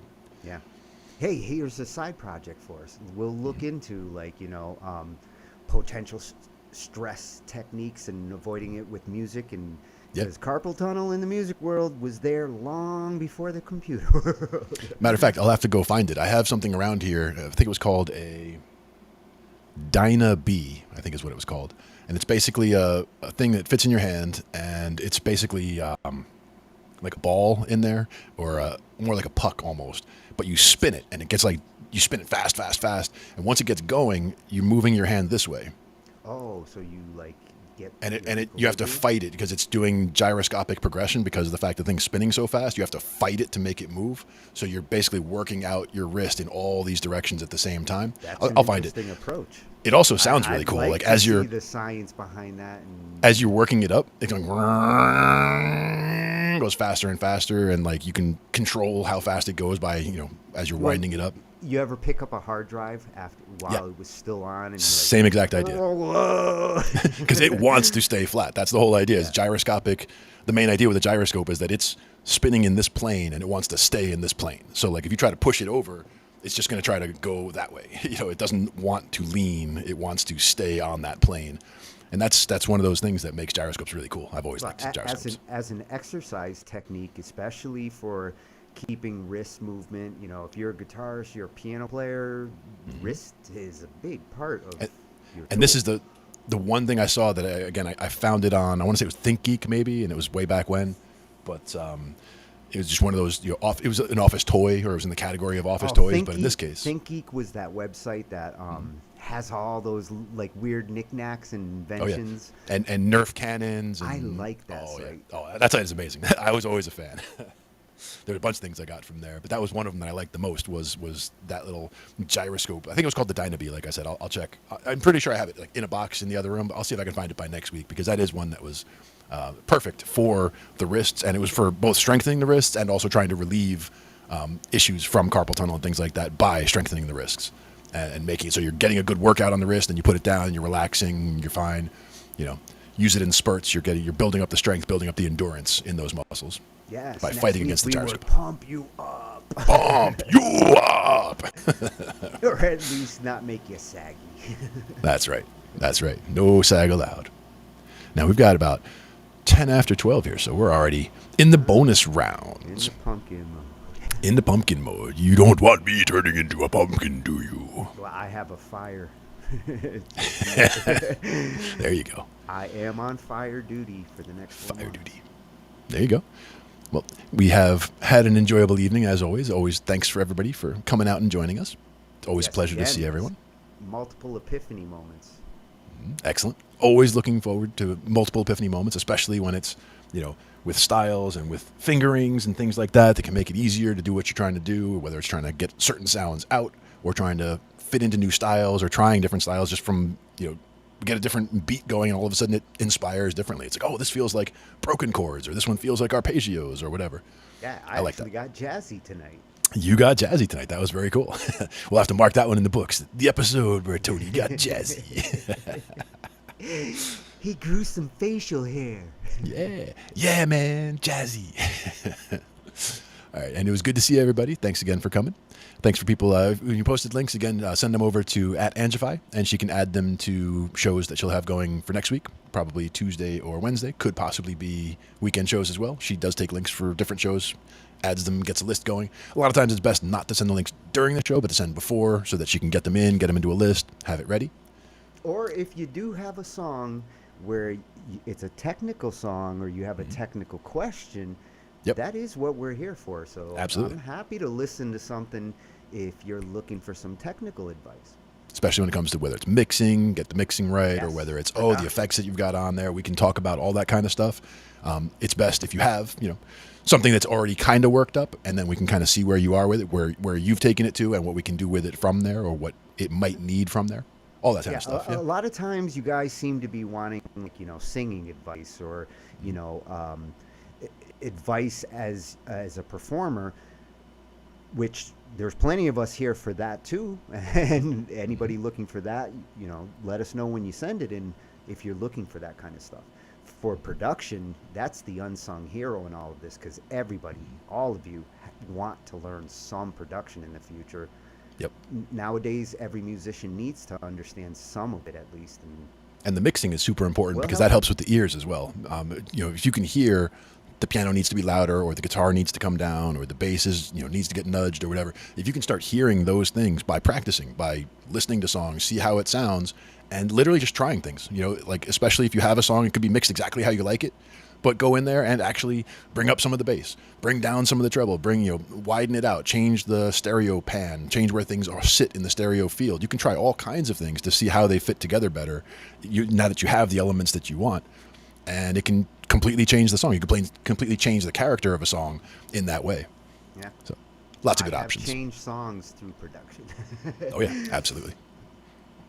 And until then, we will see you all next week on Talking Shh. IT. Still don't do it as good as Ange. Never. Nobody could do it as good as Ange, for sure. But we will thank you, and we will see you all next week.